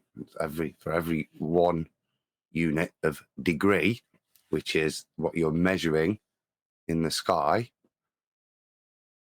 you are 69 miles further away. That's just a straight linear relationship between the two, with the understanding that the degree is what you measure in the sky, and therefore the triangle you then draw to calculate its GP. What the ballers do is take that statement of 69 miles per degree, and instead of the degree relating to that straight linear function between the two, they transpose the degree value into degrees of curvature. So for every 69 miles you travel on the circumference, there'll be a 1 degree movement. That's when it becomes a curved function. squared because you're dealing with a circle, and it does work. You can have 69 miles per degree, and you'll get your full ball circumference from that because it's back calculated from. That's why I say you need R. But that's the bait and switch where they change the meaning of what you measure in reality and calculate to get your GP into a definition of Earth curvature. Yeah, I'll try and summarize what Adam's just said. That was beautiful, and that got me the win. What Adam's just said got me the win with Bob. And at one stage, Adam jumped in to say, "You'll need R for that." when he exercised. So rude. It was like you'd laid a corpse out, and then I run along and molested it while your back was turned. Didn't I? And I'm Not sorry. at all. You recognised your own argument when you heard it, and when you heard him laying out the bait and switch, you couldn't help yourself, and I don't blame you. It was excellent. I'm glad it was in there because it's all credit to you, and you were in there going, "You need R for that." But anyway, I'll just try and re-summarise what you've just said because it may not be that clear. So if you're drawing a Muppet Vision representation of what Adam's described, you've got on, let's just pause what I've got on screen. It doesn't matter what's on screen, but I'll pause it so that I can draw on it, although I haven't got an art program to just open, which would be useful at this stage. But on this box of gas, I can just about make do. Okay, so on this picture, you've got the star that you're measuring on the left-hand side of the page, somewhere around here. And we're going to have the guy with his sextant down here. Yeah? No, we're going to have him down here. So he's measuring an angle to this star using his horizon to create a triangle. And what we're going to say is that he moves back this far, and that's going to represent 69 miles. And then he measures again, and it's 1 degree lower in terms of the angle that he measures on this triangle. So that's a representation, albeit in side profile, of a dude measuring an angle to a star, moving back, and then measuring it again. And the conclusion when doing it in physical reality is you get 1 degree difference. Okay? Now, when you transpose that onto a sphere, what we're now going to say is instead of moving back and measuring 1 degree of difference, we're now going to say that the sphere is a lot like the logo on one of my guests. It's a circle. It's like, imagine a full protractor. Yeah, so you've got 180 degrees, 360 degrees represented on the face of the protractor. But now we're going to say that the same measurement is actually me twisting this protractor 1 degree. So we're now getting the degree measurement from the protractor rotating 1 degree rather than moving backwards and having a triangle drop by 1 degree.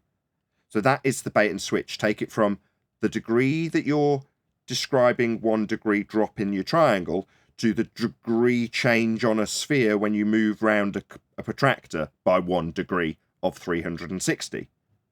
So that's the bait and switch that's being employed to get you from a flat plane measurement with triangles, which they'll still assert, to a spherical 360 degree measurement that you can take when you assume that sphere. And Adam's saying the moment you do that, the sphere itself has an R value to measure your degree and give you your 1 degree for every 69 statute miles on a sphere. You've got to have R for that. Hope that was a decent enough summary. I was probably just not even that much more concise than you actually, Adam, but there we go. No, spot on. Yeah. If you had a picture as well, that's even better. I didn't. I just drew it out in the air with my mouse on 10th man circle. No, but that's it. That is the bait and switch. But to be able to do that, you have to have R. You can't do it unless you have an R value to transpose how many miles per degree. Without it, as you can imagine, if you pretend you're on Jupiter, yeah, you're going to have, take the black swan image, yeah, you haven't got 69 miles per degree on there, yeah, because you've got a much bigger R value. So you're going to have 1,000, 1,500 miles per degree on that ball. And that's why the black swan partners up so well. Takes that statement away from.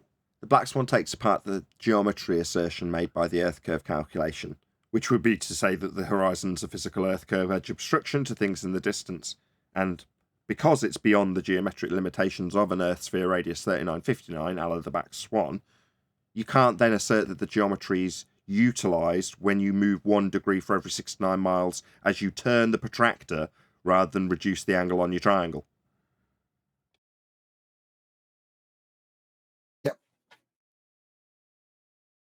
Well, it's double jeopardy, and I'm trying to get more emphasis on the sun and light itself and distance of these luminaries. The first one is the black swan. When the black swan came in, I called QE and I said, let's go over this because I think I'm getting it, and this is very devastating. And he went over it with me once, and I said, yeah, I'm glad you explained it again because that's what I thought, but I needed to talk to you about it. So we did that. And then, as you know, it's been Black Swan year 2020, and they went silent, and all the stuff that happened with that. But at that time, I said to QE, hey, I'm into boating, and since you just showed the Black Swan, I bet the Sextant will come in handy. And he said, you know what? Keep that under your hat for now and go dive into it. So I did. So I dived into it up until when I started leaking it out. And it's exactly what Adam is saying. They go hand in hand because they were born out of that situation. I mean, that was the exact conversation I had with QE. Don't So the more forget, before they went silent, they were very chatty. Right? Yeah. They were extremely chatty about how you can never have any straight lines because why? Because everything's refracted always. Why? Because we have an atmosphere. That's weird how now that's coming back full circle to destroy them. Nice. Yeah, totally. So they're just running out of real estate to hold their position. But I want to bring the second jeopardy, is that this is all based on Hipparchus. Kings Dethroned, that book, that little book, Hipparchus assumed that everything was really far away, and everyone ran with that as if it was a fact. So every model since then has been based on the first assumption of Hipparchus, who said the stars are an infinitely distance away from us. Well, again, divergent rays of the sun will prove that that's not true. But they ran with it. And that's why it's been built on this false foundation all these years. So it's a double jeopardy because you've got the Black Swan and the Sextant working like a tandem team. But then the second jeopardy is sun itself. If you just go look at it, it's divergent. So every calculation since Hipparchus is false.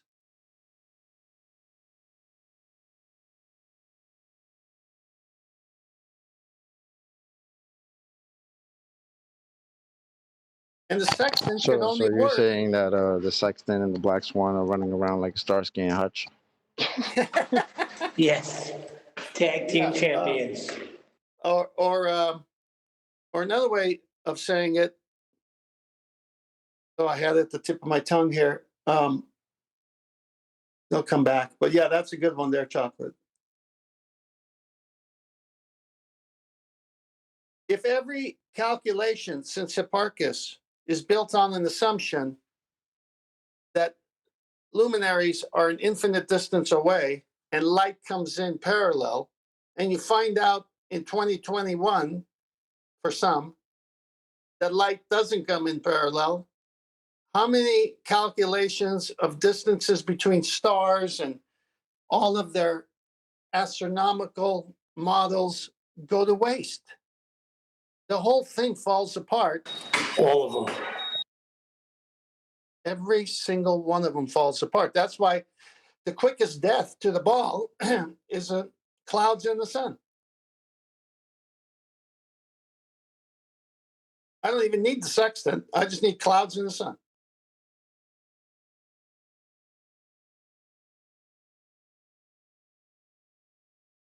Because the sextant is an angle measuring device. And we know what an angle is. It's where two lines meet to create a vertex, a corner. How are you going to have that with a curved surface?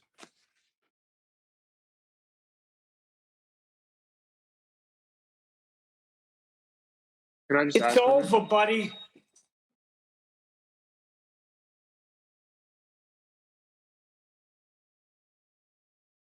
Can you hear me? I hear you. Yeah, we gotcha. I heard you. Yeah. I'm just wondering, do they not have a just so story for the parallel light rays splitting? Like, I don't know, but I'm just assuming that if I was them, I would just make up something about, they do come in parallel, but when they hit the clouds that they split. So I imagine they say that. Do you want to hear the story? I actually know this one.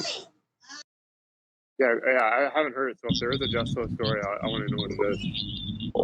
Well, what they'll tell you is that rays are a conception. They're not real. When it comes down to brass tacks, that they're a conception. They're not real. That's what you'll run into if you keep going with it. But according to Rumpus, you can treat them as if they are real. He literally said that.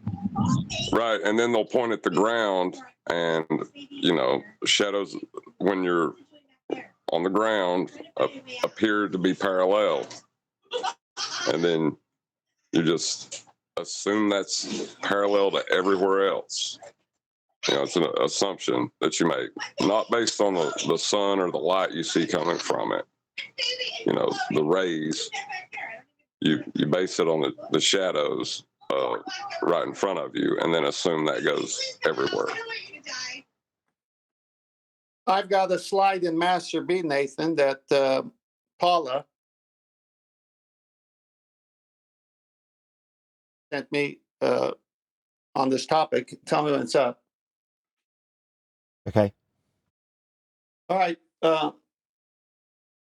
Can't find the image so far, but this is the gist of it. Vertically, things get smaller, but horizontally, they get closer together. A line of poles, walls, trees does both horizontal and vertical as the distance from your eye increases. However, vertical crepuscular rays are not changing distance from your eye. Also, the crepuscular rays converge at the top rather than the bottom or center. And if you've ever seen that crepuscular rays on YouTube, many good videos in time-lapse photography, it is breathtaking, number one, especially from a higher angle. I've got them saved from an airplane, from a mountaintop, and from the ground, all time-lapse. And those shadows are coming off the buildings because the sunlight is coming at an angle and hitting them. And you can look a little bit more into the interior where the GP would be much closer. And those angles are different than the outside angles. And if you're looking at it, this makes a lot of sense. However, vertical crepuscular rays are now changing distance from your eye. Whereas if you're looking down a set of railroad tracks, they converge to the vanishing point.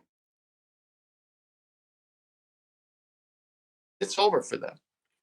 Right, there's the trick, though. Whenever they, they'll try to confuse divergent rays from the sun with the vanishing point, like parallel railroad tracks, and convolute the two and make the sun the new vanishing point. That's all they do. Or use your mind. It's emanating from a source and spreading out, like Adam said. It's a lot easier. No, I wasn't saying what they do. I'm saying the trick that the ballers do. No, I know. No, I got you. Oh, okay. No, I got you. I'm just saying, again, you have to be a million miles away from reality to be a heliocentric these days.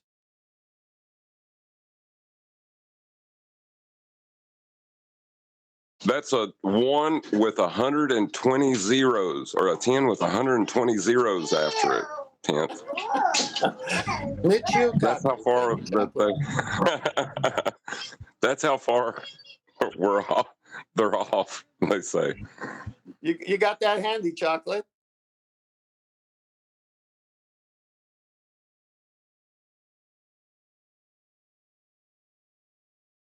I'm sure he does. He's just not handy at the moment. I was going to say, he'd just rattle it off verbally if he was around, I'm sure. That was a bit of word magic when he said that, though, like, because he was implying that, they're close. It's not that they're close to the right answer, but they're going in the right direction, kind of. And then he convoluted qualitative and quantitative differences. I mean, it was pretty good word magic he used.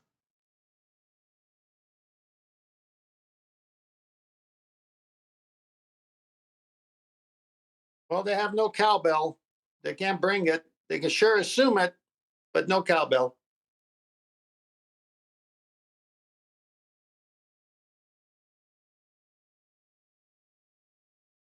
No one in Discord. Well, huh? No one in Discord. Can you? I'm here. No, I know you're here, but no one in I'm here Discord now. no one in Discord to defend us throwing their model under the bus and laughing and having a good old time. No one in Discord, huh? What? Akumu Virus never came on? I thought he was going to come on for sure. He was all rambly today. Like, ooh, I'm going to be back. Well, did he come back? I heard my name. Hey. Speak of the devil.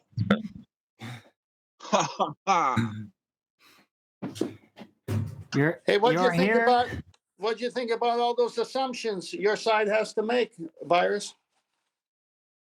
Which assumptions are you talking about? Oh, come on, you were on the show. Stop pretending. I mean, be specific so I can actually say directly. Were you on the show the whole time? So many that.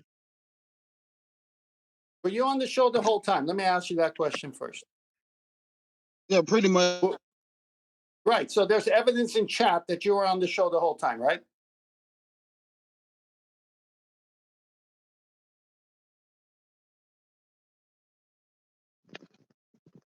So what assumption are you talking about? Excuse me. Is there evidence in chat that you were on the show the whole time? What do you mean? Are you talking about the oh live my show? gosh. Oh my gosh, you're gonna delay an answer when I saw you in chat during the show. Of course he was on chat the whole but I was show, also- Ken. I was also doing stuff too. Okay, so let me ask you, were you in chat while the show was going on and were you listening to the presentation? I was listening to some of it, but I missed some of it as well. Good. Go watch it tomorrow or today and then show up in 2 days. We'll have a fine discussion then. I don't want to talk to you now because you're obviously delayed. That'll be fair for you, at least, giving you a chance. Was it about the Sextant? I just said, go watch it, come informed, and we'll have a discussion. You were on the show. You were in and out. I can't really hold you to it. And I don't think we want to have another session like it always goes with you. I'd rather have you geared, ready to go. Debunk the presentation in 2 days. I'll see you here. Okay. Fair enough. Thank you.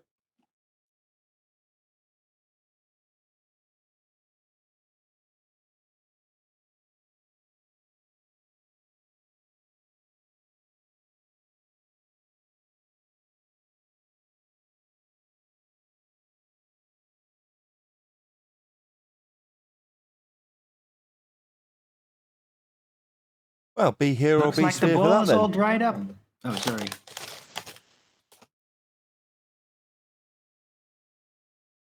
Seems like the baller well is dried up. They're going into a dry winter.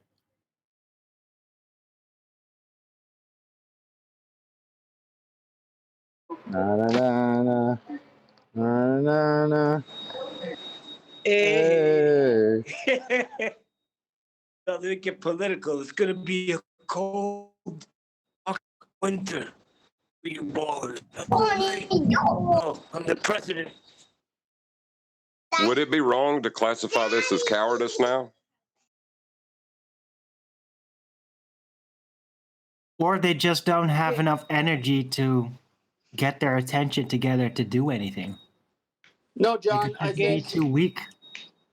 we give him 2 days, and then if he doesn't debunk the presentation using heliocentric material, because that's all I used, except for the 2 pictures at the end of corpuscular rays, then what you say might be true. Oh, not Akuma virus. He's fearless. I'll give him that. Akuma virus is fearless. That's the one thing I do like about him. Thank you. A good song by the Police that fits the these ballers and anti-flat earthers. Can't stand losing. Go listen to them. That's all you hear now is wah wah wah wah wah. No, seriously, I would not go into a room with a bunch of heliocentrists and try to discuss this topic anymore because, like all the verbal abuse. So for him to come here, it takes a lot of guts, especially to speak up. So I appreciate that. Thanks again. He thinks he's living on a sphere. Just in the interest of balance, I couldn't give 2 shits. Me either.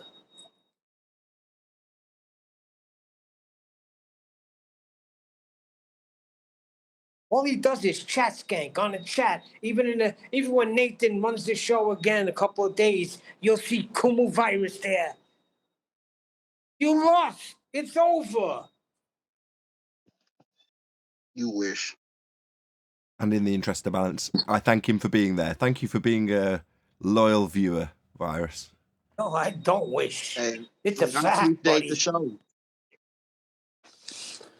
I'll see you on Friday, Virus. Debunk the presentation on Friday, if you would. Okay, that's cool. Shit, I might just watch it tonight and show up tomorrow. Shit, I don't think it's gonna take that long. Cool. Yeah, I love it. See what I'm saying? It's available now. This arrogant piece of shit. For a change, it was done on the live show, so you can actually review it immediately. It's 15:00. What are we on? 15:04 live.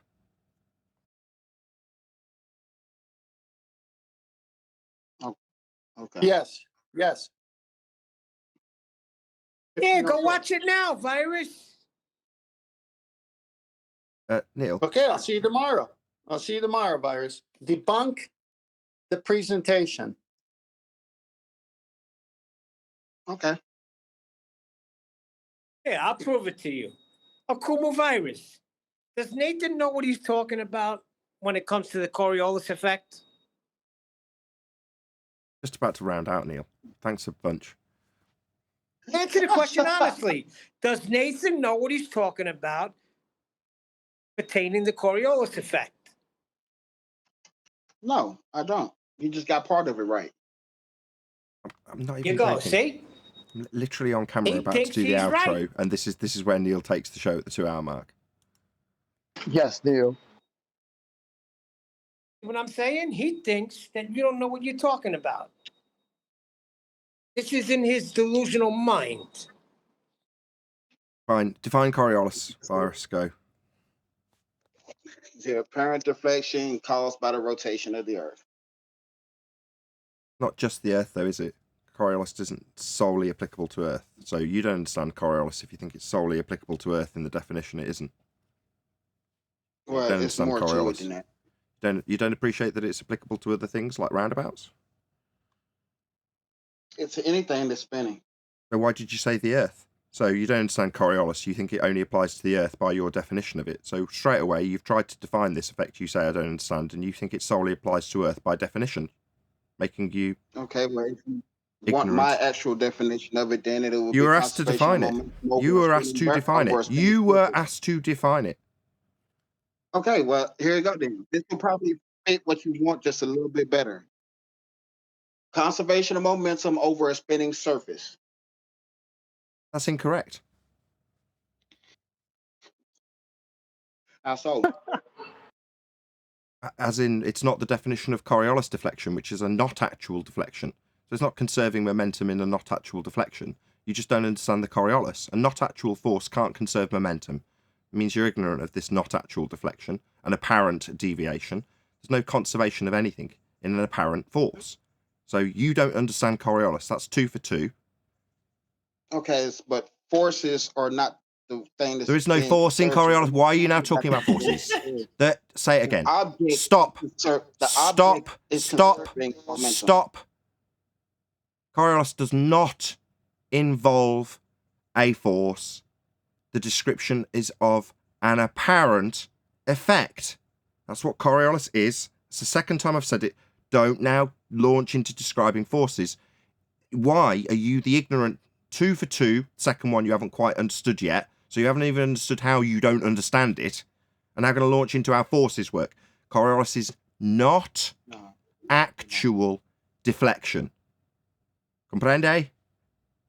2 for 2 so far. You don't understand Coriolis. You don't understand Coriolis. I'm educating you, Virus.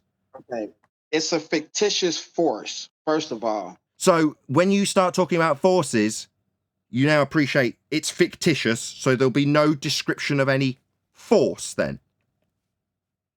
Centrifugal force is also a fictitious force that is... Who gives a shit? We're not talking about centrifugal forces. Mr. I don't understand what Coriolis effect is. Think it's only applicable to Earth, and also think that somehow conservation of momentum has something to do with not actual deflection. This is the third time I've tried to get you to concede. Your second point, first being that it doesn't just apply to Earth, it applies to roundabout. Second being that when you describe conservation of momentum, something you're now skirting away from, your ignorance of Coriolis, an assumption that it's somehow conserving when you're talking about forces that are now described by you as fictitious. So you're now in contradiction of your own ignorance. I blame Neil. Neil's fault. Thanks a lot, Neil. Hashtag thanks, Neil. Well, he asked you if you thought I was wrong about Coriolis. So far, you've given us something you don't understand because you described it as applicable to Earth. Then you gave us a contradiction in your rebuttal to my pulling apart your description of conservation, momentum, and forces. So I'm having to educate you. That means I have to comprehend how you're wrong and why you're wrong while simultaneously understanding Coriolis to correct you. But you are sitting there telling Neil, that I don't understand this stuff. Well, yeah, I'm educating you right now. Do you know why it's called a fictitious force or a pseudo force? Yeah, I do. You thought it was a force with conserving momentum, though, didn't you? No. Yeah, you said conservation of momentum, you lying bastard. So now this is what happens. People want to know why I get pissed off. This fuckwit told us conservation of momentum. Then described forces. Yeah? I.e. the forces that are being conserved in the momentum he's described. When I point that out, that fictitious doesn't fit into that description he was going to launch into and I stopped him, he lies. Do you know why it's called... Don't ask me something. You're a liar. We're immediately into you lying to me. Virus, now you're rumpusing me. So you've lied. Now you think that you're going to get around that by just talking through it. You're a liar. We've only been doing this 5 minutes. I've immediately led you to your lie. What lie? You said it was conserving momentum. Now you're describing it as a fictitious force. Those two things are in contradiction. I'm pointing out that you had it as a force that was conserving momentum. Then you denied it, making you a liar. I did not. So when I summarise your fucking lie, you're going to talk through that. You ask me why you're a liar, I summarise it, and he rumpuses me. This is the kind of people we deal with. And now he's going to moan and chant through me summarising, the kind of wanker that loses after telling the host of a show they don't understand something, and then being educated over and over again on how incorrect they are, or how they perceive conservation of momentum to be somehow associated with fictitious forces. Wrong! But when I point that out, you tell me you didn't do that. You lie! And then rumpus the highlighting of your lie to the audience by talking through it. Scum, liars, who are in contradiction and don't understand Coriolis are going to tell me I don't understand it. It's an outrage, Virus. Do you understand? No, because you got some... Because you're a dumb fuck, piece of shit, scumbag liar. No, you... Yes! That's what you are. A piece of shit scumbag liar who's had his misapprehensions about conserving momentum and forces pointed out, But you're still under the misapprehension I don't understand this shit. Yes, I do. Your shit, your claim doesn't happen on a turning Earth. We don't have Coriolis deflection on an Earth that's supposed to be turning virus. This is the point of this discussion. Now, we don't observe this effect, and you somehow have got to weasel in the conservation of momentum into a not actual deflection to explain away why we don't see the effect the globe claims we will. I never said it was a force conserving momentum. Oh, you didn't? No. Lying bastards. All of you, you're represented by this lying bastard right now. Who's lying? Yes, he did absolutely claim conservation of momentum and attempt to launch his description of it.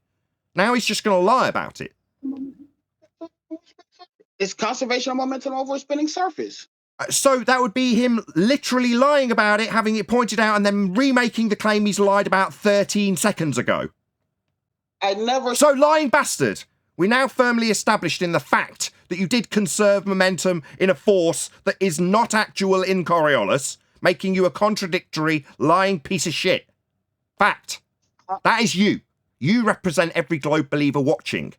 Because when it comes to your drift claim to be observed on a globe, we don't observe it. So somehow you've got a weasel in that the reason we don't see the globe's claim of drift is because it's conserving momentum, when Coriolis is a not actual drift. And when I highlight it, you're going to chant through it or lie. Scum. You are scum. You summarized that horribly. That's... Oh, did I? No, I don't think so. I think I summarised it absolutely and perfectly accurately, based on your description and then lie about conservation of momentum in a quote from you, fictitious force. It is a fictitious force. Right, so when you describe conservation momentum and then lie about the fact that you're going to be detailing that force and how it conserves momentum, you're not actually doing that until I point it out and you say you are, because you're a lying bastard. Forces don't conserve momentum. So we're not talking about forces, but you're going to segue onto it even though I'm highlighting to an audience how you're going to try and segue onto it when we're talking about fictitious forces. You're now going to launch into an explanation about forces. We're not talking about forces though, are we? Coriolis isn't a force. Momentum. Chant through me. So now he's just going to talk through me every time I summarise and try and get the exact same claim through by chanting. Shit, right. Or mumbling He's like a trying little to play a bitch. shell game. Yeah, a little shell game. Precisely, Arwin. I'm curious, did you make up that definition for Coriolis, or did you actually get that from somewhere? No, I mean, that's literally just what it is. That's not really the definition. That's Where just did you what get it that from? Because you obviously didn't come up with that. So where did you get that from? Did you make it up?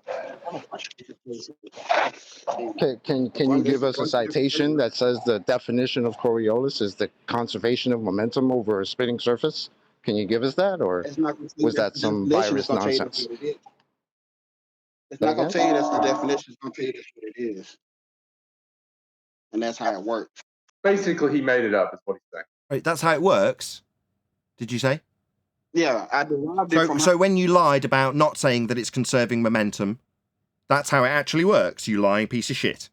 So, lying piece of shit, given that you're now saying the way it works is conserving momentum over a spinning surface, how do you square the fact that Coriolis is actually not actual, quote-unquote, fictitious? What's conserving momentum? The fictitious aspect? I want to square that circle for us before we move forward. No, the object that's moving is conserving momentum, not a force. But conserving momentum would be conserving energy of something else that it's left.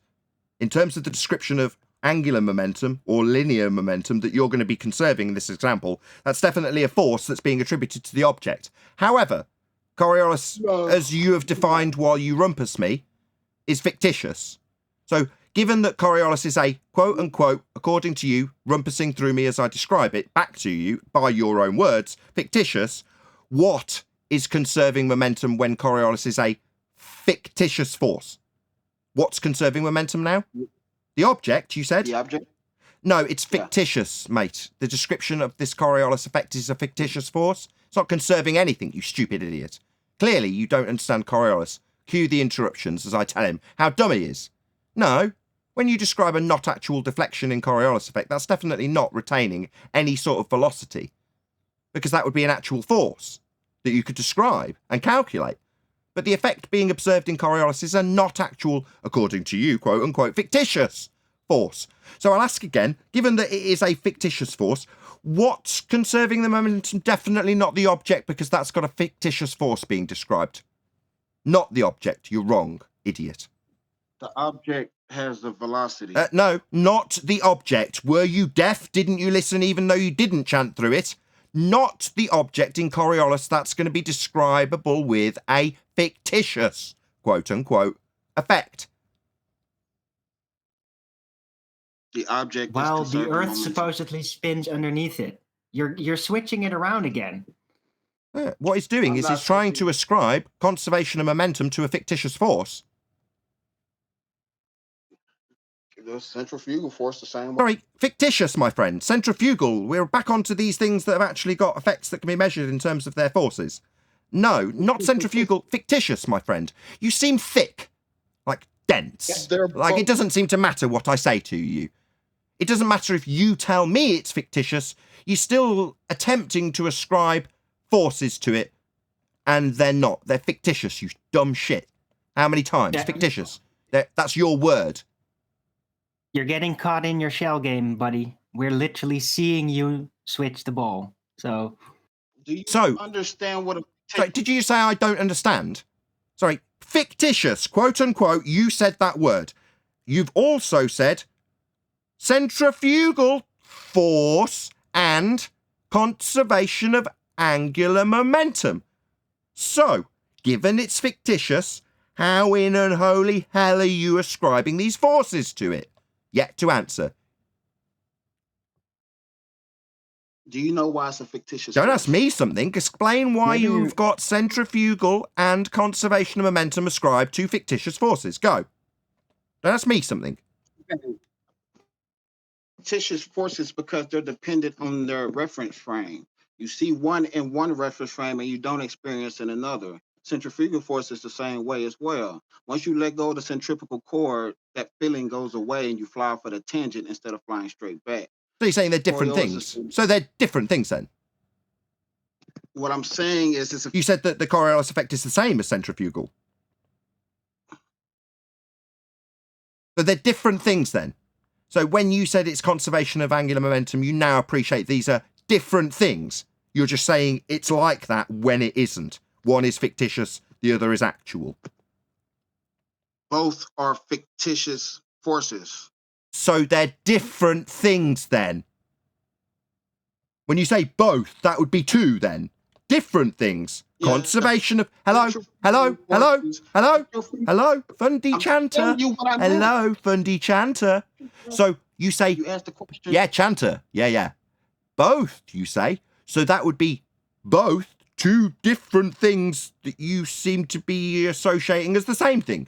Conservation of momentum is one thing, and the fictitious affecting Coriolis is another. But you're saying they both have fictitious forces. That's fascinating. Meanwhile, Coriolis effect has no forces ascribable to conserve any momentum. Still there on the second point you're yet to understand and comprehend because you're dumb. Coriolis and centrifugal force is both fictitious pseudo I forces. couldn't give a crap. Doesn't make any difference to the argument. You keep telling me that these two different things, somehow we've now got centrifugal and conservation of momentum and Coriolis, three things, all being talked about. When the globe claims that we've got Coriolis deflection, that's a not actual deflection of objects in an inertial reference frame as we turn beneath them. Now, we don't observe that effect happening. The globe says we will, we don't observe it. Globe also says it's an illusion. Because there's something else at play. Like Yeah, so conservation of momentum, it's not that. You're just wrong and ignorant of what Coriolis is. You think it's conservation of momentum and centrifugal forces? No. Ignorant. Not actual deflection. You seem to understand it earlier when you said fictitious. Can I say something real quick? You can appreciate that you've been annihilated and lied several times. Conservation of momentum. Nothing to do with Coriolis. is the explanation for It's nothing to do with Coriolis. why they say things. Sorry, Coriolis is what the globe claims we have, and you're going to say conservation momentum is the explanation for why we don't have what the globe claims we'll have. Why do things go east? Why are you asking me something? I've asked you a direct question. So you're saying conservation of momentum is the reason we don't have the Coriolis effect the globe claims we will? No, I never said that. Did he say why do things go east? Yeah, in Slipped in a Coriolis, tangent. in the Wow. in the explanation of Coriolis, when do things go east? You think Coriolis is conservation of angular momentum? So you don't understand Coriolis. Why are you asking us a Coriolis question? You don't understand what Coriolis is. I asked you what it is, and you said it's the same as Coriolis effect. Then you describe both effects when describing centrifugal forces. Well, Coriolis isn't a force. It's fictitious. Keep telling you. But you're now going to go and ask us questions about what things do when they go east with relation to Coriolis, something you don't understand. You think I don't understand it. You think it's conservation of momentum. Things why I also brought it go up. west. Things also go Optical. west, Kumu. Didn't we deal with this conservation of momentum like 8 months ago? You doofus, Ackenbars. And y'all still can't answer the Ackenbars, you didn't even know what it was. And so what type of momentum? What type of momentum are we talking about? I already know it's angular. You just keep. It's okay. It's angular momentum. So when a hot air balloon takes off, it still has angular momentum. You dumbass. It does. Yeah, it has angular velocity. That means it's rotating. So look, Ma, look at the hot air balloon. It's rotating about its center axis. You dumbass cracker. You understand what he said to you, Virus? Yeah, I Of do. course you don't. Go on, parrot it back. He said, "Look at the balloon. It has angular velocity spinning No. on its axis." Whoop-de-doo. That's not what he said. Wrong immediately. He's saying that if your argument is that it retains its angular velocity, that means it retains its spin about its axis.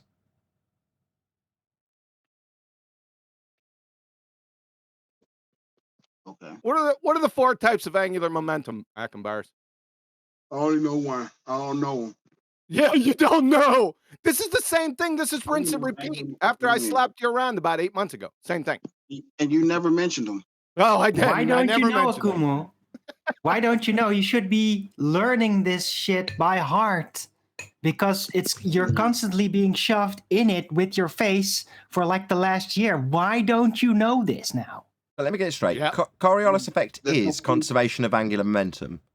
And when QE asks you what that is, you don't understand what that is. No, I understand what angular momentum is. Yeah, right. Break it. Yeah, sure do. What are the 4 types? Okay. No. If you understand what angular momentum is, first describe how angular momentum works, and then describe how a hot air balloon can retain that spin about an axis. And describe that retention of a spin about an axis when it leaves the ground. Go ahead. Let me get popcorn. Because it's moving with the thing that is actually spinning, and then when it takes off, it's still moving the same speed as when it left It's the land. still spinning. You dumbass. Don't you know what angular momentum is? Still spinning, but I didn't say it flies off at a tangent. No, you didn't. You said no, that's right. You said it retains angular velocity. No. What are the Yeah, units yeah. of angular velocity? So, yeah. You said what? What are the units of angular velocity? That is omega. What is it? Was it radians per? Radians per unit time, right? Yeah. Yeah. I don't know. Is it getting through?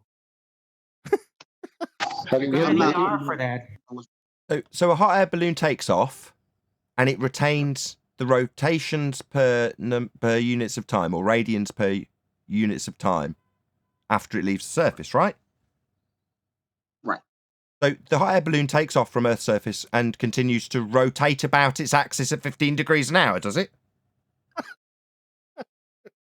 For the most part, I mean, Sorry, I think so for the most part, sorry, hold on. For the most part, hot air balloons take off and continue to corkscrew at 15 degrees an hour into the air. Corkscrew. They're retaining the velocity in radians. Therefore, they're rotating about their axis at 15 degrees an hour because they've retained that, right? That's what you're saying. QE's pointed out the stupid nature of your claim. It just hasn't sunk in yet, Virus. Do you know why? Because not only do you not understand what Coriolis effect is, you don't know how Coriolis effect isn't retention of angular momentum, because you don't know what that is either. Oh, wow. So can you explain to me when things go east? So maybe you should ask us a question. After you've been teabagged, it's respawn and come in with a new question, right? No. Yep. Yeah, you've just been shot in the face, you're lying dying, but what, just respawn and ask us something? Well, you just got to hit me. It's only a flesh wound. So, regardless of this gamer mentality, where after you've been absolutely annihilated and had your head removed, you can just respawn and rejoin the battle. No, Virus, you don't even understand what your own misapprehension about Coriolis effect is.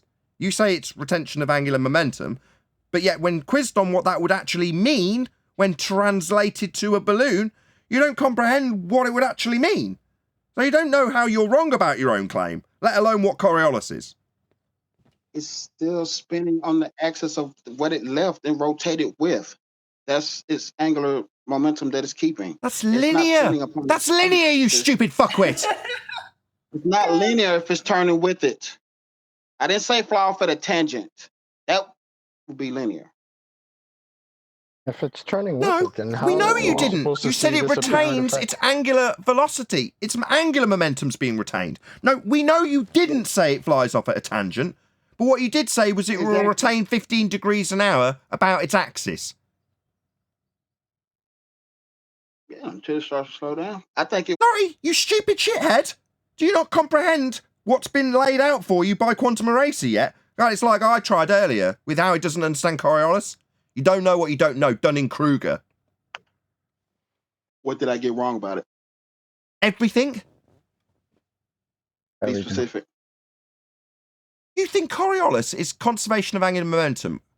Then when describing how effectively... Sorry, you don't want how ignorant you are laying out for you, Virus. You actually need to chant through me because it's painful. Get it all out, son. No, and I was just adding to a spinning surface. Conservation of momentum, spinning surface. Not Coriolis Gotta effect, you include- stupid clown. Hello? Let's say it in a really dumb voice for you. That is not Coriolis. The fictitious force you described. What, retaining the force of the ground it's left? That doesn't sound very fictitious, you stupid idiot. Is this sinking in? Oh, about as much as you not understanding conservation of momentum either when QE tried to explain it to you. You're not going to understand that this isn't the fictitious force of Coriolis, because you're dumb as shit. You know what a fictitious force is? No. Respawn! He's back! Look, it's like he was never shot in the face. Why can't you just concede? Why can't you just concede? That Because you he's were got wrong? infinite men in this server, hasn't he? He's got infinite lives. Right, he's put the little Konami hack in. And now he's got infinite lives, he respawns, and it's like it never happened, right, Virus? Yeah, I'll prove it. Does Nathan know what he's talking about pertaining Coriolis? Virus? Well- Answer the question again. We know the spawning point. We got a machine gun installed right next to it. So Proximity That mine. doesn't change the fact that Coriolis is still a fictitious force. got angular momentum. He's got hillbilly blue balls disease. What's that? What's Hillbilly blue ball. fictitious about the conservation of angular momentum? There's nothing fictitious about that. I never said it was. Oh, so nothing like Coriolis then. Oh my god. So absolutely nothing like Coriolis effect, which you described, quote unquote, as fictitious.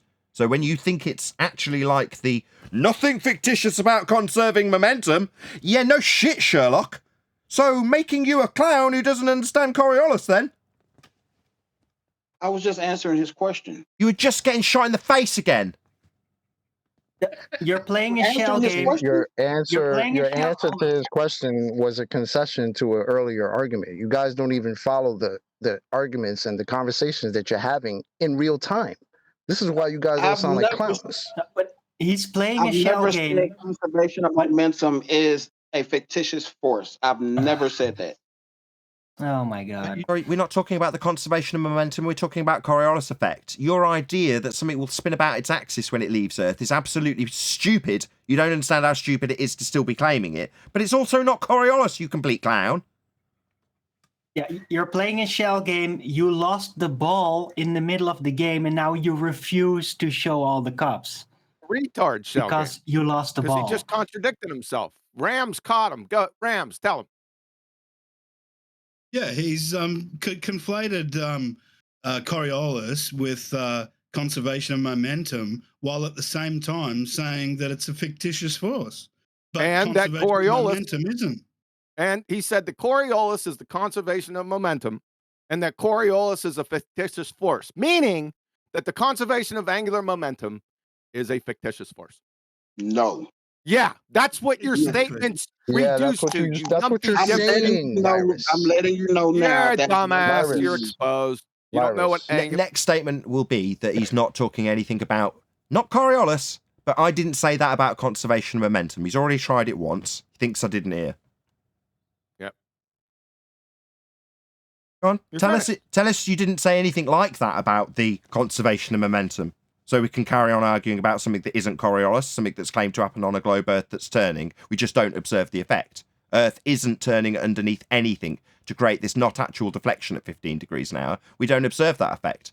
And because we don't observe that effect, at some point he needs to leverage the conservation of momentum, implying that as a balloon takes off, it's just going to carry on at the same speed as the Earth turning beneath it, standing in violation of the first law of thermodynamics.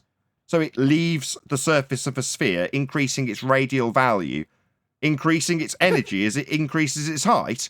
First law of thermodynamics violation, if what he said made sense. It doesn't, because what he's actually saying is it will conserve 15 degrees an hour rotation about its axis when it leaves Earth's surface. So the balloon's going to keep spinning around and around and around after it leaves Earth. That's what he's actually saying. Yep. Either way, it's not Coriolis effect, not actual deflection observed as you rotate underneath something not attached, which is what Globe claims and we don't see. That's funny. Funny, the retort of the conservation of momentum is usually used when a glober is trying to tell us why we don't see the Coriolis effect. We're supposed Now, to conservation. see that, though. Now, I now, wouldn't do he that. said, no, stop. He said conservation of angular momentum. Be specific. He doesn't even know what momentum he's talking about. I said angular momentum. Yeah, So I and see, said- chocolate, angular momentum. Yeah. But we're supposed to see this thing, right? No, we're supposed to see, Yeah. 'Cause according it's to an Virus. apparent effect, right? No. According to his description and misapprehension about what Coriolis is when it's transposed into the conservation of angular momentum, according to that, that would mean that the momentum of Earth claimed to be and assumed to be turning is retained by anything that leaves its surface. So the balloon continues to rotate about its axis at 15 degrees an hour is what that logically infers when he says this. Makes no sense. No. That means anything that leaves the Earth will do that. It's retarded. It means there's no inertial reference frame. Also, No, everything won't do that. Not at 15 degrees. It's not a everything like that's the thing. That's the whole point about Coriolis and why things go to the east. Because it takes Right, off at one sorry, speed. why are you telling us? Why are you doing this again? New life, new life, right? New life, respawned. You telling us about what Coriolis effect is? You think it's conservation of angular momentum? You don't understand this. At one stage, you said you quote unquote understood it was fictitious, but you're still babbling on about conserving momentum. The forces involved aren't translatable to Coriolis. So, my friend, you don't understand Coriolis. Don't launch into what Coriolis does when moving east. We firmly established you don't understand this stuff. You've got the absolute outrageous nerve to say I don't. So why don't you tell me? I've told you. Not actual deflection caused by you rotating underneath in a non-inertial reference frame, observing things in an inertial reference frame, while he chanced the shit out of me, explaining it to him. And we're right, drop him out and I can just answer him. But what that You means just is asked him he needs to explain chant it. like Neil's chanting straight through the middle of what I'm saying. I'll try again. Not actual deflection, that would be your fictitious force, quote, fictitious, end quote, virus. Yeah? Not actual deflection observed from a non-inertial turning reference frame beneath an inertial reference frame with anything in it. That effect is called Coriolis deflection. Something you don't understand, you think it's conservation of angular momentum. Nothing to do with Coriolis effect, you're just thick. Again, can I get your source on that, Virus? Can I get the source on that? Oh. All right, hold on. Give me a second. Thanks. It's probably PDF file though, because they were all pretty much PDF files. So hold on, give me a second. Yeah, I would like to see where it says the Coriolis effect is what you said it is. Conservation of momentum over a spinning surface. No, conservation of angular momentum. He added that. That's his. I'm telling you. It's so stupid. Then why don't they just? Why is there two phrases? They're both, meaning there's two of them, fictitious. Even though that's a nonsense statement that you pulled apart already. There's two of them. They're different things. They've got different names, but they're the same thing, according to an idiot that doesn't understand what Coriolis is. Or angular momentum. I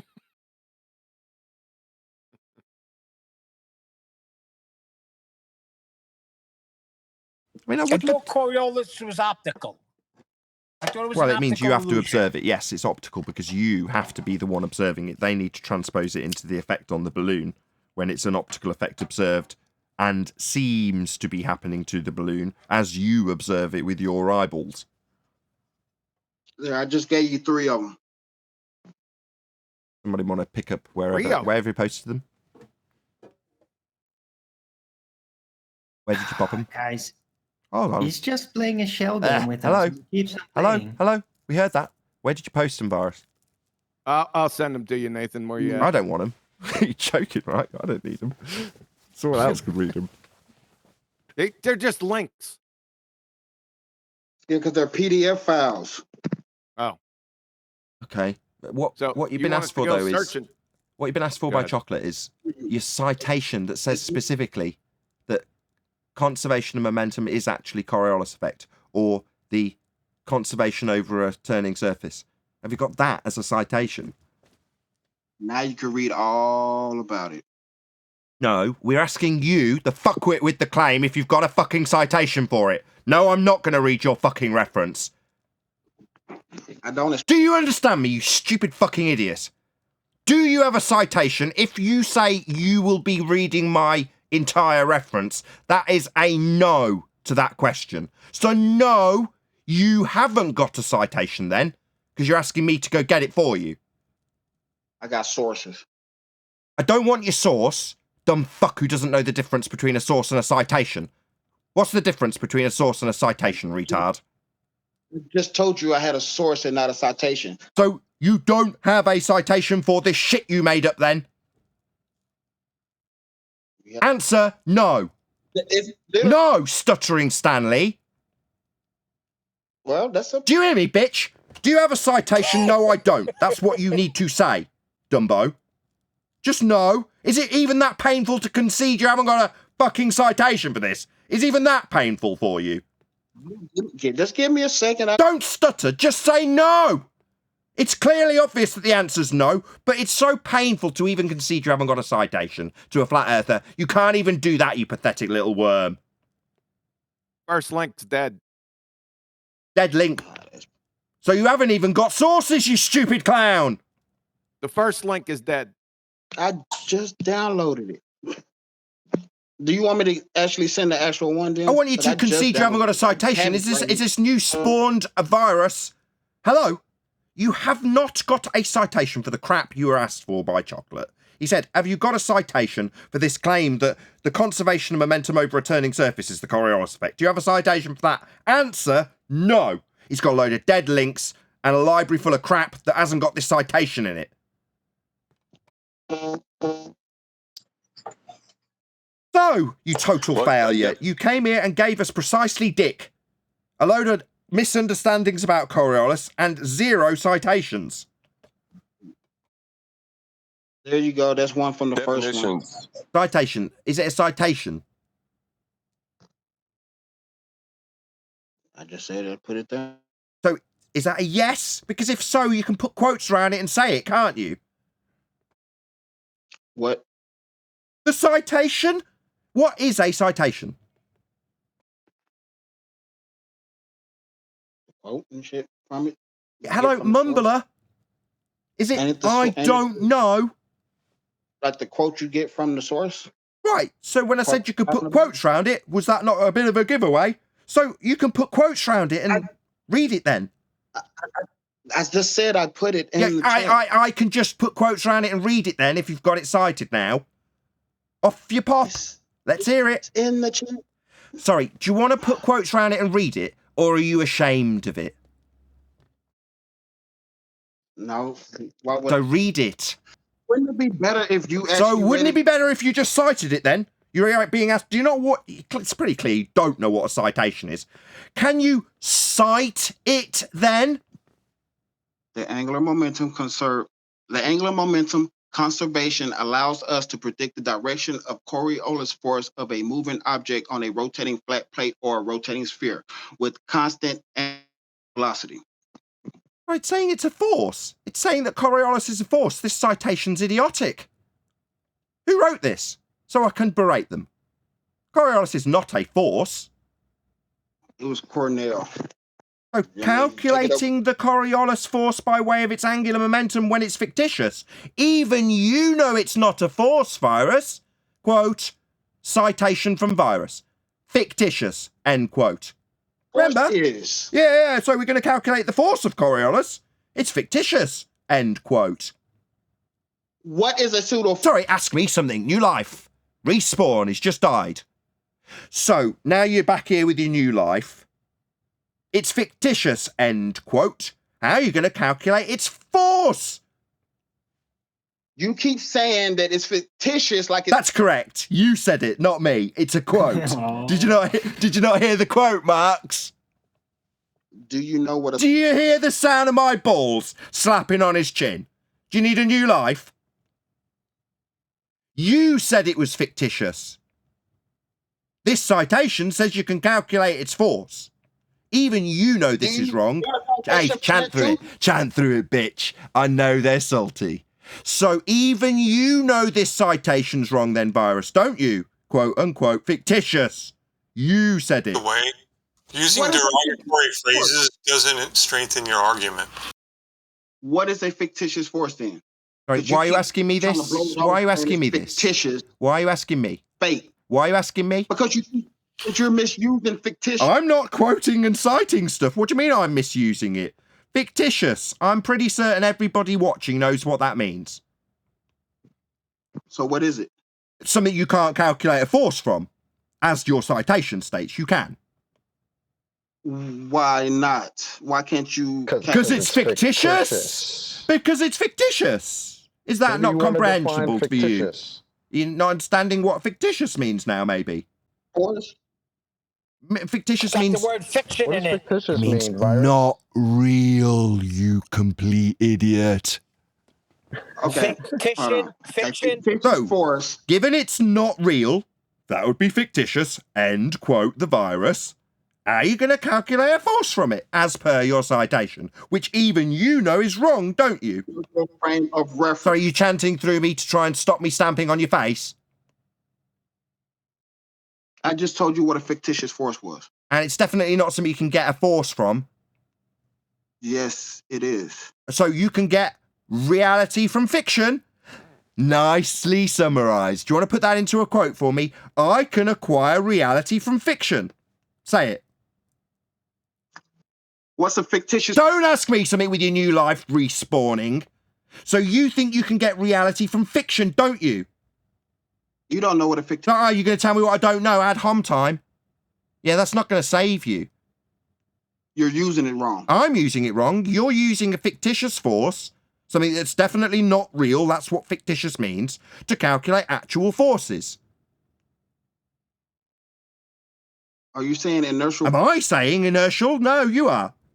You're saying No, something with a you're- force and also saying it's fictitious. So even you know your citation's wrong. You're saying inertial forces aren't real. Sorry, I'm saying that the Coriolis effect is a not actual deflection. You're saying that you can calculate the force by way of your citation, when it's fictitious. You're saying a fictitious force, aka an inertial force, is not real. Inertial. Where'd you get the inertial frame? You were talking about Where did he say conservation of inertial? angular momentum. Where'd you get the Call it an inertial frame? inertial force. That's the name of it. Where'd you get the inertial frame? You don't have one with your conservation of angular momentum, you numpty dipshit. You know what a fictitious force is. You know what a fictitious. Where'd you get the inertial frame? Nobody seems to be answering. By the way, Quantum Racer, Where by did you get using the inertial derogatory frame? phrases doesn't strengthen Shut the up. thought. Where'd you get the inertial frame? Hold on, I think. Hold on. Who's muted this He's guy? got a white knight. Virus, thank you for your You time. got Lale, fucking moron in there. Thank you for your time, Virus. So, bro, level. By the way, you, Lale. using derogatory terms doesn't Shut the strengthen the fuck argument. up. Bro, Lale. Yeah, see, Bro, Lale. You're a retard. You're swearing against policy. Hello, retard. Ooh, hello. Adam. QE, hold on 1 second. Wait, isn't swearing against the rules in this Shut channel up. and you just swore, Quantum? Shut up, you pansy QE, just give me a snowflake. second. Shitbag. Thank you, Quantum Eraser. Using derogatory phrases. You've is said that 3 swearing, times, I heard you. which is against the Lale, thank you. rules. Lale, you seem to be chanting the same thing continually. Thank you very Yeah, much. because it's part of the channel rules. No swearing, no using derogatory I terms. make the and rules. Quantum Thank Racer is you. Thank breaking you for that telling me rule. my rules. Thank you for you telling me my rules, which I will break as I see fit. Thank you very much. It's a live show. So, bro, fascinating though it is that you're concerned with my audience's disposition towards swearing, what exactly is it that's compelled you to interrupt this discussion about not actual forces being calculated? Because you guys are when I haven't even finished the swearing question yet. I would assume it's because you need to chant through the question even being completed. Is this scary? Because I didn't actually complete the question before you started answering. What gives? Because I already know the conclusion of the question. I didn't say the question to you. Is it not reasonable that I should be able to state it to you? No, just you talking constantly. Just chanting. Chanting fundies. Right, just chant straight through me, I would. I'll try and... Triggered funny.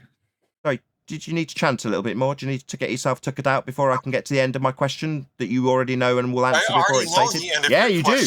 You go and tucker yourself out, little fundy. Exactly, I know the point of Yeah, he's got special Evo mind powers. What's our favorite? What's my favorite color? It's all right. He needs to tucker himself out. Just let him tucker himself out. No, he's got special Evo mind powers. He knows what the end is. So, what's my favorite color? Let's test your acumen. That has nothing to do. Shut the fuck up. Has nothing to do with Nathan's question about the rules of his channel. That's not what I asked. No, that's not what I asked. I didn't ask about the rules of my channel. It's not up for debate. Alwyn, you're not helping. I didn't ask about the rules of my channel. I make those rules and I said I'll break them as I see fit. I didn't ask a question about them. I made a statement about them. You didn't seem to listen to the statement. You were asking like now, you stalked through, straight through. Talk straight through the statements. Talk straight through them. So you didn't listen to them. You talked straight through them because I didn't ask a question about that. And there you go again. You seem to be a very triggered snowflake. Nope. What, do you want to let me get to the end of a single statement before you jump in? No, clearly not. Clearly needs to talk straight through the middle of everything I say, and my panel needs to assist him. So when you've tuckered yourself out with all your little interruptions, I'll try and get to the end of the statement that you wouldn't allow. I know it's scary, otherwise you'd just allow me to end it. I know where your statement's going, so I... Excellent. So, do you understand that the Earth claims to have deflection? That would be fictitious. As we turn beneath things. Do you understand Coriolis effect? How good are you on this subject?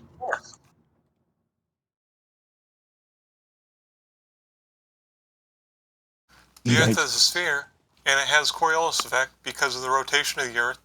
Oh, really? And convection currents, and yeah, nothing you can do or say will change that. There you go. There's my argument. So your argument... Thank you. So your argument is that Earth does have observable deflection from No, the my argument is My that bad. the Summarising Earth your is point's obviously very painful for you. You need to state it again as I summarise it, Coriolis perhaps. force. Perhaps you should summarise your point while I summarise it. The Perhaps you should chant straight through any response you get ever, because it's obviously terribly devastating to hear any response. You took it out yet? You let me know when you took it out. I'll try and respond to your claim.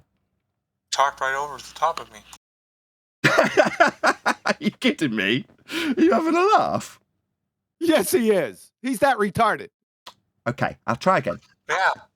I'll try and summarise your position again. That's Yeah, thank you, QE. Thank you, QE, for setting off this triggered fundy. Thank you. So I'll try and summarise this triggered fundy's position again. We'll see if I can get to the end without him chanting straight through the middle of my summary of his position. The Earth turns underneath. You never let me finish. Immediately chants through me. Wow, this must be painful.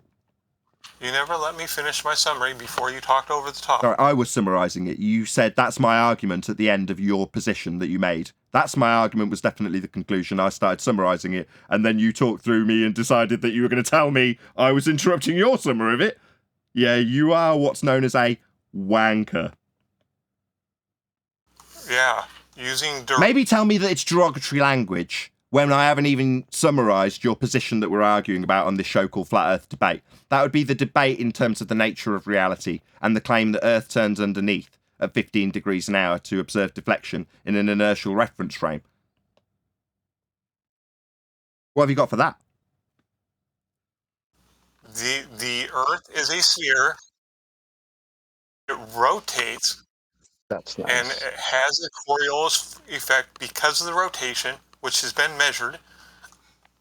And anything you can say against that isn't going to change that fact. There you go. I heard you the first time. Okay, thank you. Yeah, I heard you the first time. Unfortunately, when I tried to summarise that position, you started chanting through me and told me that I was interrupting your summary. You don't need a summary. And there you go again. And there you go again. Yeah, there you go again. Summary. You Yeah, don't very need to painful summarise for you. the I know. You want to lay down your position and have it never challenged. Yeah, okay, right. I've obviously got to shut this fucker up. Clearly, You are a cunt. Okay, cunt. the Earth. Cunt. I understood your position. Can you summarize a summary? Yeah, I'm going to summarise it because it's my show. Your position is Earth turns underneath, it doesn't. We'd see deflection and it would shorten flight times. No, that's... Yeah, it would, because Earth would be turning underneath for us to observe this deflection. Is the Earth as a sphere? Don't just keep chanting that Earth's a sphere and repositioning your statements that you haven't listened to my reply on. There. I summarized what I believe. Excellent. And now I'll respond. If Earth was turning underneath at 15 degrees an hour, then there'd be deflection, as you claim. And there he goes, chanting straight through the middle of it. Unfortunately, if we observe that deflection, which you claim, that would shorten flight times because we'd be turning underneath the plane to observe it deflect.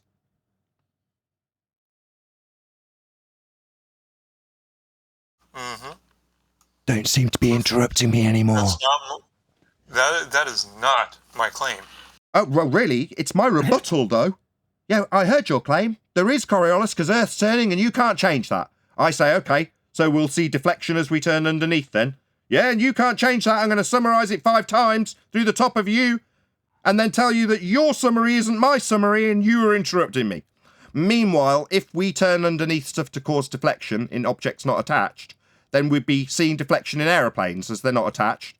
But then we'd be turning underneath them and that would shorten flight times. Second time I've repeated it.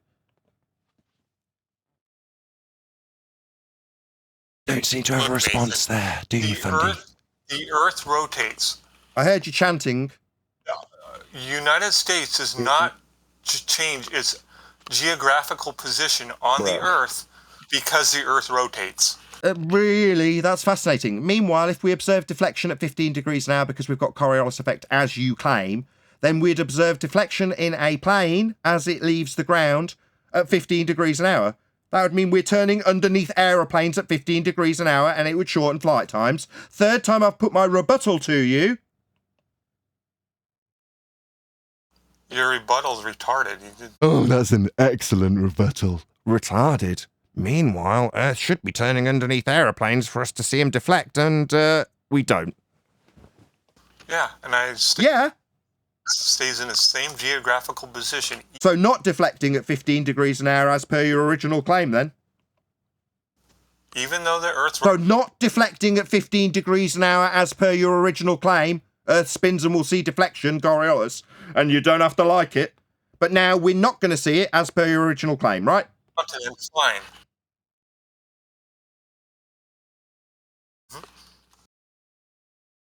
I'm sorry you disagree with facts.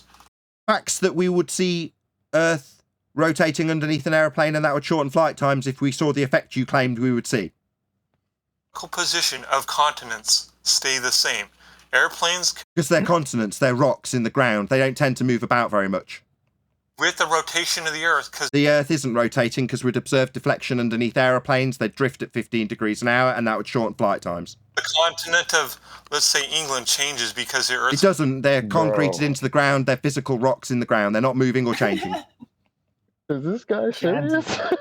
Yeah, he's serious. Yes, Chocolate. He's definitely serious. He's Oh retarded. my god. Bro, I'm not we're retarded. not Yeah, you're impressed by retarded. your facts. Your guys' arguments are retarded. That's an excellent Are you rebuttal. Second time he's used it. Meanwhile, he claimed Earth would turn underneath stuff to cause Coriolis deflection. That's 15 degrees an hour drift, observable from an Earth claimed to be a non-inertial turning reference frame, turning underneath things that aren't attached for us to see them drift. That is the claim he made. I point out that if we're turning underneath aeroplanes to see them drift, at his claim of Coriolis effect at 15 degrees an hour, then we'd be turning underneath aeroplanes at 15 degrees an hour and that would shorten their flight times.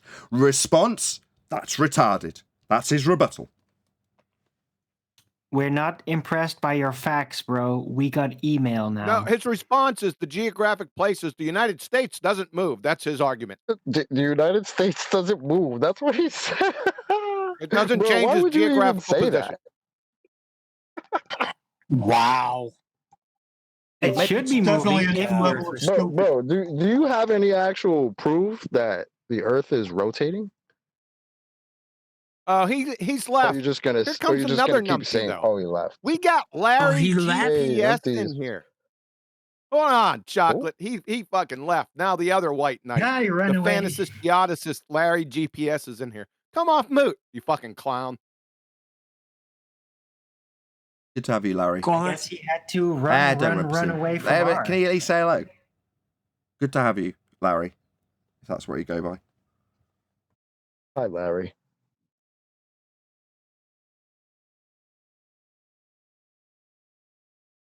Calling people I names, see Q, you, does not strengthen your Larry. argument. I see you, Larry. Come off mute and share your pain, fantasy geodicist. Oh, by the way, there's a numpty clip on him. Just see the playlist. He says we measure from By the way, gravity. the United States. Oh, that's the measure I from don't know if gravity it's- guy. We measure from gravity? Dude, I think the other guy was like... Please tell us about that. What's gravity, by the way? What do we measure from gravity? No. We need to know what the hell that is. What is that? What's Larry's Is he forte? here? What's Larry? What's his deal?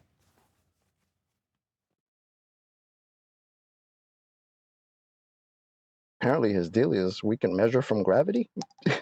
Come on, Larry, come Whatever off that is. mute. He's a gravity guy. Larry. He likes to gravity. He likes to argue about gravity. He's a fantasy Which geodicist. one? Geodicist. Yes.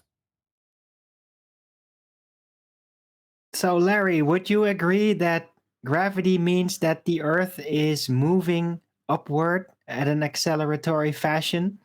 Because that's what Einstein said about it. In all directions simultaneously. Yeah.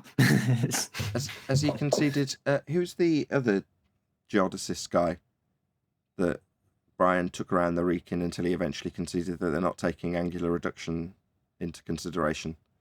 Who's that guy? You got Drain the Main Vein Surveyor, and you got Jesse Kozlowski. Jesse and then Kozlowski. Larry Scott, GPS here. It was Jesse. So is this guy conceded as Jesse's conceded in that regard? If he's a... No, he's not conceding. He's full on retard. He's even worse than Lau. Does he accept that they claim to measure a tangent plane that with a debunked tangent? I was going to leave that for when he came off mute, but that might be the thing that entices him off mute. You never know. He's I that doubt it. It probably dumbass scared that him came off. out with that one. He's the dumbass that came out with that one diagram, Nathan. I'll put it in Discord. I'll send it to you too. Okay. 1 second. I'll put it in Ballbusters. Larry Scott, where are you?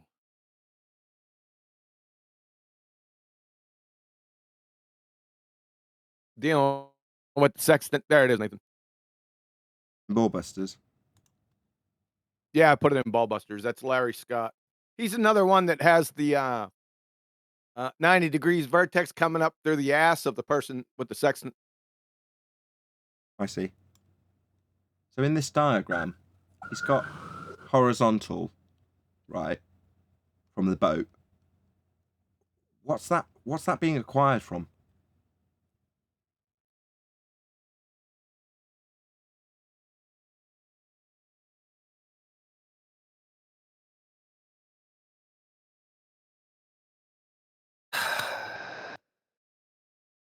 Why is there always silence every time we ask a question? Just so that we understand that the United States is not changing its geographical position. That's an excellent rebuttal there, Chocolate. Thank you for reminding us. Pleased to know the continent of England isn't either. That was a concession when he said they're not moving. But he signaled out like the United States, like other continents are actually moving. I just like being elevated, England being elevated to continent status. That's quite. Now I'm imagining a That's spinning pretty ball big, man. Earth where literally the part of the United States remains stationary while the rest of the Earth is kind of spinning through it. Really weird, surreal sight. It's just like the United States is just there. It's perfectly stationary, but in the meantime, the rest of the globe is still spinning. Right? On this diagram, it Just says awesome. dip angle to the horizon, right? So if that's what's being calculated as the dip incorrectly in terms of how a sextant actually uses, I've still got the same question, right? He's got the horizontal line coming from, presumably he's saying it's a 90 degree to his zenith. But then he's got a dip angle to the horizon. But that means that he's got a discrepancy between what he's looking at in the mirror of the sextant and what he's claiming to be the horizon with a dip angle to it. I.e., what you see is not what you get with this diagram.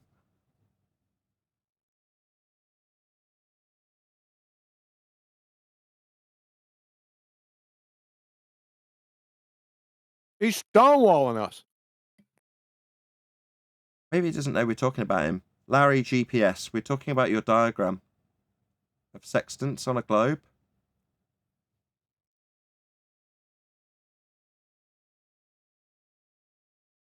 The other thing I've got to ask is on these lines, so the one that's running horizontal to the vertical at 90 degrees to your position, because obviously that's useful when you're measuring a GP to a star. How's he got any of these straight lines? So the horizontal line is drawn in his diagram straight, and the tangent line is drawn to calculate dip angle to horizon is also straight. What possessed him to draw straight lines on this?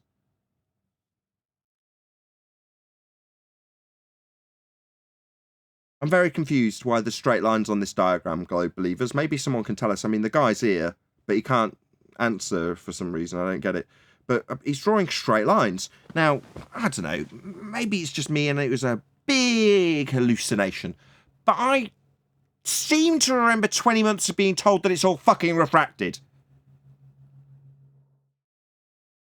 What's with the straight lines, Larry GPS, in your diagram? The horizontal one specifically, and the one that you've got labelled as dip angle to horizon, that would mean you've got a discrepancy between what you're looking at in the sextant, in the horizon mirror. So that discrepancy, that's a problem. The straight lines, though. I mean, Bob's told us, he's a talented amateur when it comes to sextants, that he doesn't have a straight line. But you're drawing one, I don't get it.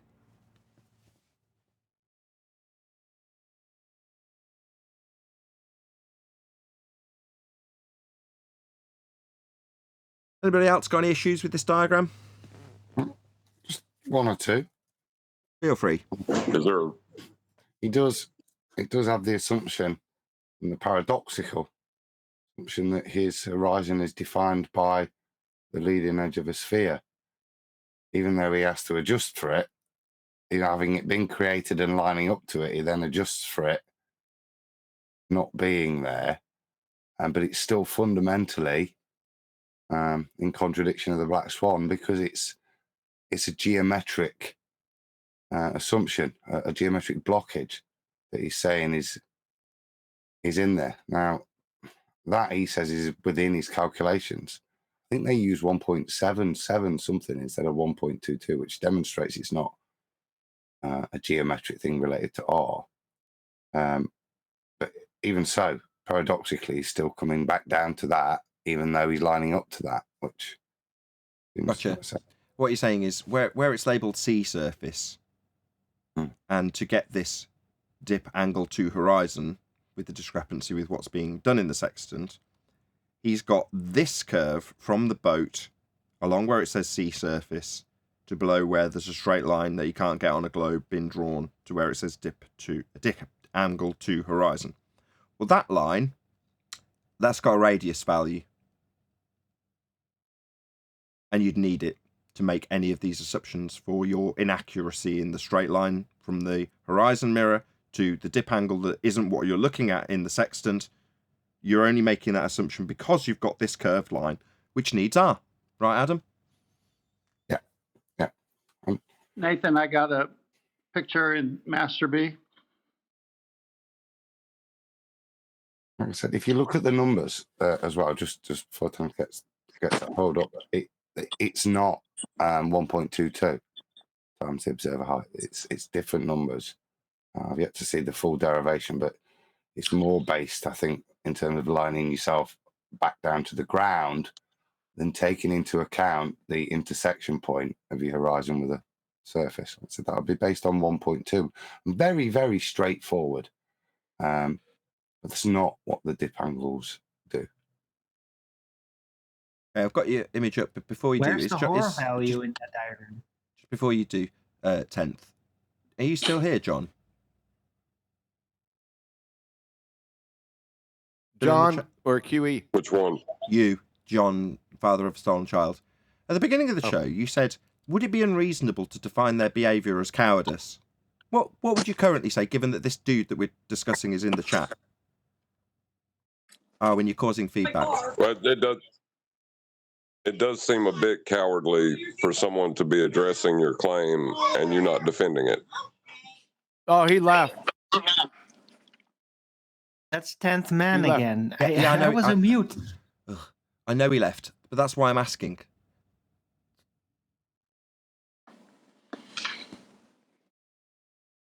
It seems a bit cowardly to me. Like if I was asserting something as truth and someone was challenging it right in front of me and I didn't say anything, that would make me a coward. Yeah, by definition, I would think. Okay, 10th, you're up. I've got your picture on. Yeah.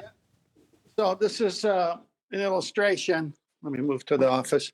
This is an illustration from the same source I used earlier, I believe, on a different chapter. As you can see here, they've got a couple of things going on. Number one, they got the box, which exists because you got an observer's zenith position as well as the star's zenith position.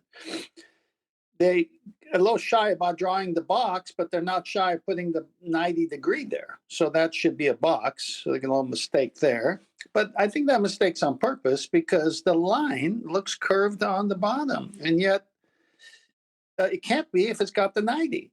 So then you've got the horizon seeming to curve in this illustration, but it's saying that it's a 90. So that radius from the circle of equal altitude, the subpoint, the geographic position of the star there is coming to the observer holding the sextant.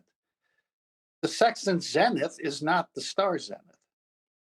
But in order for celestial navigation to work using a sextant, you got to have straight lines. And there's your angle measurement right there. I believe it says 60 degrees. Minus from 90 is 30. So each nautical mile. So then you have 1,800 nautical miles zenith distance from the measurement of the altitude, which gives you the GP on Earth. So the zenith distance is 1,800 nautical miles over a flat plane because they got 90 written there, the radius that they keep running away from. So that's made it a little clearer. Where this line is depicted as being curved, it's kind of yellowy and orange. It's got an arrow at the end of it, right? This is because presumably every single one of 10th Man sources is globe related. But for the fact that this is a curved line, doesn't change the fact that this has got 90 degrees at the bottom of it. Well, that means that to have this box labelled at the GP of the star means that you've got a straight line. This 90-degree point means that this square, even the top one, check it out, 10th, even the top one is curving over the top of it. Yes, yes. Well, no. They can't run from it. They got to slip it in, just like the visual of 3 circles on the globe where you get a fix. But these are all flat circles with a radius line that's always straight, and yet they got 3 circles. I'll see if I could get that one up while you finish your summary on this. Well, I'm just saying that you've even labelled it right. They've just put 90 degrees in. Who's causing that feedback? I can't see when I've got Skype up. Very annoying. Anyway, you've got these 2 lines and it's labelled 90. Now they've got the teeny tiny little 90-degree square box down here, which means that this is square, this is parallel, this is not curving. That's it. I've got a question. Good. Where's the horror value in this diagram? There's here, horizon. So even in their depiction, right, it's just arbitrarily assigned as the line that is going to be used for the GP. Well, that line with horizon written on it, unless I'm misreading it at this distance, very possible, it's tiny for me. Anyway, where is it? Where's the horizon? Well, the horizon could be here, where my mouse pointer is. Feedback from somebody in G+ again. So it could be just here, right? Who's doing that? Come away from I'm just holding my phone. It could be me, but I'm not doing anything. Got to be on mute.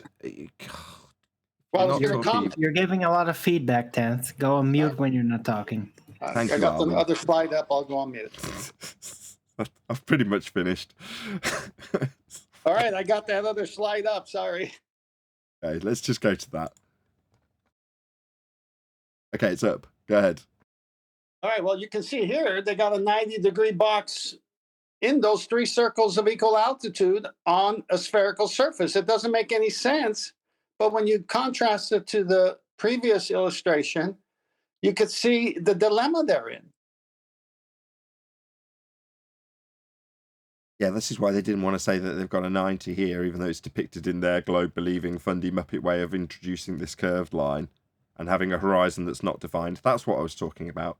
So the horizon, if you're doing this triangulation measurement, you're in this point here. That's where your boat is, for the sake of argument. And you're measuring the angle to this star and its GP directly below it with a 90 degree. Well, when you look into the sextant, to get this line, which is marked as horizon but is represented with a curved arrow, well, that could be here at this point. So for you guys who can't see where I'm pointing the mouse, if you imagine that the where the first angle drawn from the sextant's position, you've got the angle measured out. I can't see what that angle is, but if you imagine where the curve that depicts the angle is meeting that line labelled horizon, well, that could be where the horizon is actually situated in your view from the sextant. But you have to assume that you've got 90 degrees at this position and at this position and at this position. They're all 90. So it extends, it was John's point earlier, way beyond where you ascertain that you've got a level, a straight line, and then that extends out from this where you're measuring the horizon in the mirror to beyond it to the GP of this star, and beyond that to the GP of the star that's beyond that, and so on and so on. All have got 90 degrees, so this line must be flat, even though they've drawn it as a curve. That's why dip correction is height above sea level has to be done in the site reduction tables, because then you have a true 90 to the GP. If you're on top of your sailboat, you might not be at 90 because you didn't do dip correction to get the geometric of Earth right, because it's a plane. You can only get 90 from a plane. You can't get it from a curved surface. So if you're on a sailboat, say several feet up, or even a battleship, maybe 40, 50, 60 feet up, depending on their sizes, and you don't do dip correction, you're going to be off target, and you're not at 90. You're maybe at 89 or something angled to the horizon. You got to get down to the sea level with your dip correction, so it's geometric, as Ryan's logic has said many times here.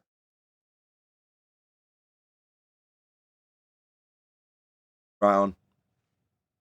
So they've got a tool called the Sextant that could only work with straight lines and work from a 90 degree. And they want to use that in celestial navigation before GPS, and it works. It works. But they can't use it on the globe without somehow using their illustrations with curved lines to still make you think you're on the globe, but the tool can't work with curved lines. It's over. The Sextant destroys the ball. The black swan destroys curvature, and the sun destroys it all, because the sunlight is not parallel. Yeah, that is the bottom line. The Sextant can only work on a flat surface because of those 90 degrees to the GP of all the stars. I mean, even in their concessions that you described earlier, right?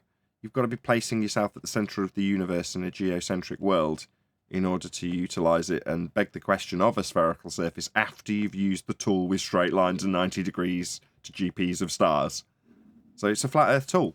It does not work on a sphere. An easy way to get them. Oh, that's a nice echo. Echo. An easy way to get them is to have them defined elevation angle.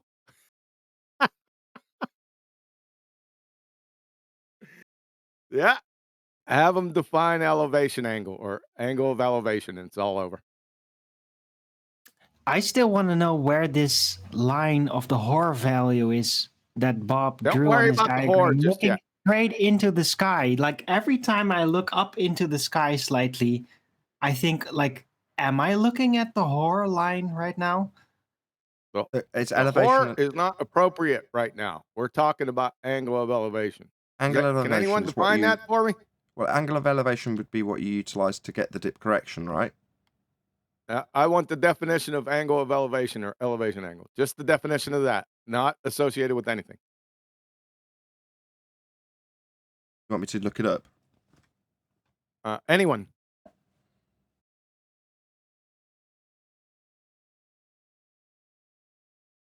Turn out the lights, baltards. Of course, the lights have already been on your dumbasses. Here we go. So, angle of elevation from math is fun. The upwards angle from the horizontal to a line of sight from the observer to some point of interest. From Merriam-Webster, angle of elevation. The angle formed by the line of sight in the horizontal plane for an object above the horizontal. From radartutorial.eu. Elevation angle is the angle between the horizontal plane and the line of sight measured in the vertical plane. Turn out the lights. I'm going to say a huge, massive, enormous thank you to both Discord and G+ panels for making today's after show possible. And of course, a massive thank you to all of you in either Nathan Oakley 1980 or Nathan Oakley premiering streams, hopefully smashing the super chat, liking, commenting, sharing, subscribing, and all that good stuff. Also, below this video, you can get £50 for swapping your UK electricity supplier to Octopus Energy. This is of particular importance if you drive an electric vehicle. I've been Nathan Oakley, and I will see you all in the next video.